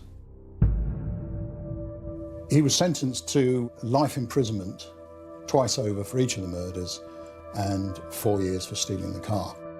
The family who'd sat throughout the trial listened to the dreadful things that happened to their relatives, and I think they were very relieved at the outcome of the trial and the fact that he was going away, hopefully forever. It was the most shocking and demanding investigation Lancashire police had ever seen. But finally, it had come to an end. The chain of events, working backwards from the siege to the escape from the balcony, the fact that it was a double murder, the fact that it was a manhunt, I just don't think that anybody could have written a credible script that could have fitted our scenario. We knew we weren't far away, and we knew if we kept going, then eventually we get him, and we did. After 3 months playing cat and mouse with the police, a sensational escape and a hostage situation, Terry Clifton would be an old man if and when he was ever released. And finally, the town of Morecambe could start trying to get back to normal. With 5-star reviews across the board and immense performances from Jodie Foster and Kaylee Reese, True Detective Night Country is available now on Sky Atlantic.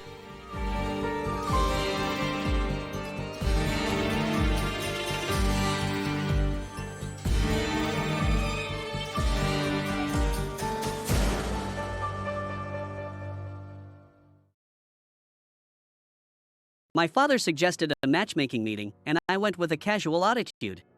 But when I saw her, who had courageously come to meet me, I felt ashamed of myself. I realized I wasn't ready to express my true feelings to her just as I was then. I'm Michael Williams, 28 years old, living alone with my father. My mother passed away a few years ago, so it's just the two of us, which can be a bit gloomy. My work was in the construction industry. I worked as an employee at the company where my father was the president. It was during my job search that I decided to take over my father's company in the future. Until then, neither my late mother nor my father ever told me to take over. They let me do whatever I wanted. When I seriously thought about working, I wanted to be as reliable as my father, so I decided to follow in his footsteps. It's not an easy path. He said sternly, crossing his arms, but I remembered he seemed a bit pleased. I started with no knowledge of anything at all. I crammed in skills and knowledge desperately. My supervisor, who acted as my trainer, scolded and yelled at me almost every day, but now he recognizes me as a good partner. My father usually doesn't praise me to my face, but when he's drunk, he called me his pride and joy. I was working hard in my job, aspiring to be like my father, whom I respect. Anyway, Michael, do you have a significant other that you would consider marrying? One day at night, my father asked me after coming back from a business social. Well, no, not at the moment. I replied. I was not very good at talking to women and shy about romance. Because I had been so focused on work, as I got older, it was even harder for me to step into a relationship. He must have been worried about me. Thinking so, I responded casually, then can I talk to you for a second, he prompted. Today, I had a drink with Mr. Thompson of Thompson Construction, a subcontractor, he said. Then my father showed me a photo on his phone. This is Mr. Thompson's daughter. Why don't you meet her for a matchmaking date? A sudden proposal for a matchmaking date. I was surprised that such a proposal would come to someone like me. But I wasn't very enthusiastic about matchmaking. Moreover, I almost burst out laughing, thinking that she was out of my league. She had beautiful long hair and distinct facial features. Her gentle demeanor made her seem like a popular beauty. Such a beautiful woman doesn't need to go on a matchmaking date, does she? I thought my father would laugh and agree, that's true. But my father looked sad and started talking about her by saying, actually, you know. It turned out that Mr. Thompson's daughter had a hearing disability, and because of that, she herself had given up on marriage. While marriage wasn't everything, Mr. Thompson had muttered today that he wanted her to have a family and be happy. How about just meeting her, he suggested. Honestly, I wasn't keen on matchmaking. but I was attracted to her just from her looks, and she was exactly my type. I added a condition that if we could avoid the formalities of a traditional matchmaking date, well, if we just meet. I replied somewhat indifferently to my father, but inside, I was looking forward to seeing her. On the day of the meeting, Mr. Thompson also said that everyone would be nervous if they were too formal, so we decided to meet in casual attire. Still wanting to look a bit nice, I wore one of my favorite jackets. The place was a fancy restaurant that my father and Mr. Thompson frequent. We had reserved a private room. Arriving a bit early, I waited for Mr. Thompson and his daughter. As I heard the staff's voices from beyond the door, Mr. Thompson and his daughter entered with nervous expressions. We exchanged greetings, but I was captivated by her beauty, which was even more striking than in her photos. She was petite and had sheer skin. Her elegant demeanor was instantly noticeable, and it made my heart skip a beat. "Nice to meet you, this is Sophia, my daughter." Mr. Thompson introduced her, and as she looked at his expression, she turned towards me and said in a soft, slightly hoarse voice, "Nice to meet you. I'm Sophia." I introduced myself to them too, and we started with some light small talk. That was the only time I heard Sophia's voice during the meeting. She smiled gently while occasionally looking down and then up again. I, too, was mostly nodding along to the conversation between our fathers. Whenever our eyes met, I would return her smile, but I started to worry if she was getting bored. She looked around at everyone's faces and then down, maintaining a smile so as not to disturb the mood. I was worried she might be pushing herself too hard and was thinking about how to communicate with her when it happened. "Michael, I assume you've heard about Sophia's hearing impairment, right?" Mr. Thompson's voice, which had been lively, suddenly took on an anxious tone. "I am aware, but not in detail." As I said this, Sophia's expression clouded over, and she looked down. It seemed she realized the conversation had turned to her, judging by Mr. Thompson's expression and demeanor. She seemed to be biting her lip. I was concerned about her demeanor, but I listened attentively to Mr. Thompson. Sophia used to hear normally. During middle school, she began not to notice when friends called her, indicating changes in her hearing. By high school, she was using hearing aids, but her hearing continued to deteriorate. Now an adult, she cannot hear at all in both ears. She could speak if she wanted to, but she had become afraid to use her voice and hardly ever spoke up. Even after Mr. Thompson finished explaining, she looked down and kept her lips tightly closed. Worried, I asked, "Sophia, are you okay?" She looked up suddenly with a startled expression. "We can communicate without any problems using that, right?" I smiled and pointed at that. Though I couldn't see Sophia's lap, she probably had something there. She gently placed her phone on the table. On the screen, the words I had just spoken were displayed. Using an app on her phone that converts voice into text, she was listening to every conversation. The reason she occasionally looked down earlier was to check the screen. When Mr. Thompson was talking about her past, I noticed her biting her lip and tensing her shoulders when he was talking about something painful for her, even though she was not supposed to hear the content. I had wondered how she knew what was being said, but I caught a glimpse of the phone she was holding in both hands when I shifted my posture. "You caught me." Sophia typed on her screen and showed it to me. I laughed in response, and she returned the biggest smile of the day. Seeing her bright expression, Mr. Thompson also smiled warmly. "Shall we eat?" My father called out, and we began the meal. It proceeded like a regular dinner, without any stiff questioning. The fathers ended with, "Let's have dinner again sometime," and Sophia and I exchanged a casual, "See you," with a wave as we concluded the day. Back home, my father immediately asked, "How was it?" When I inquired if he meant whether to pursue the matchmaking, he nodded, yes.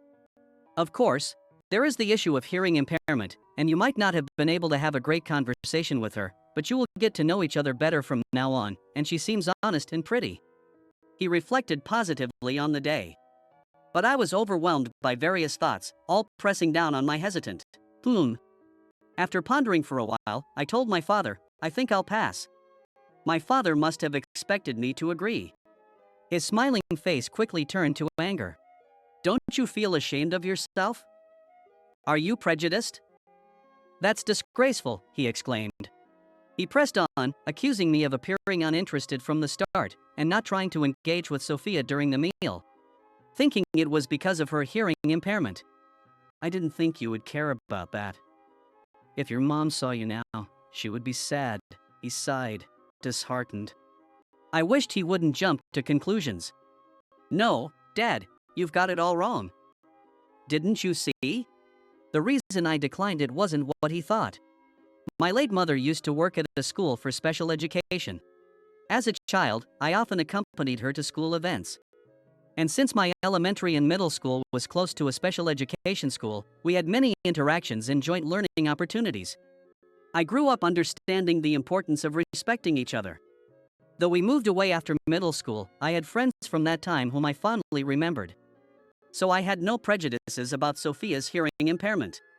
The reason I declined it wasn't for reasons like that. You saw the look on Sophia's face today. She was trying her best to smile, but it looked like she was having a hard time. I think she must have had a lot of courage to come. I feel ashamed of myself for accepting the matchmaking with such a light heart. I should have thought about it more carefully. I don't think either of us are ready for marriage, I explained. My father looked disappointed and muttered, "You don't have to decline." But I insisted, "Please let me decline this once. I need more time to think it through," and I looked him straight in the eyes. Then, my father quietly nodded and said, "I understand." The next day, I conveyed my decision to Mr. Thompson. He seemed saddened but accepted my feelings. A few days later, on a Friday, which was a compensatory day off for me, I went to Thompson Construction. I was there to meet Sophia, who worked as an office clerk.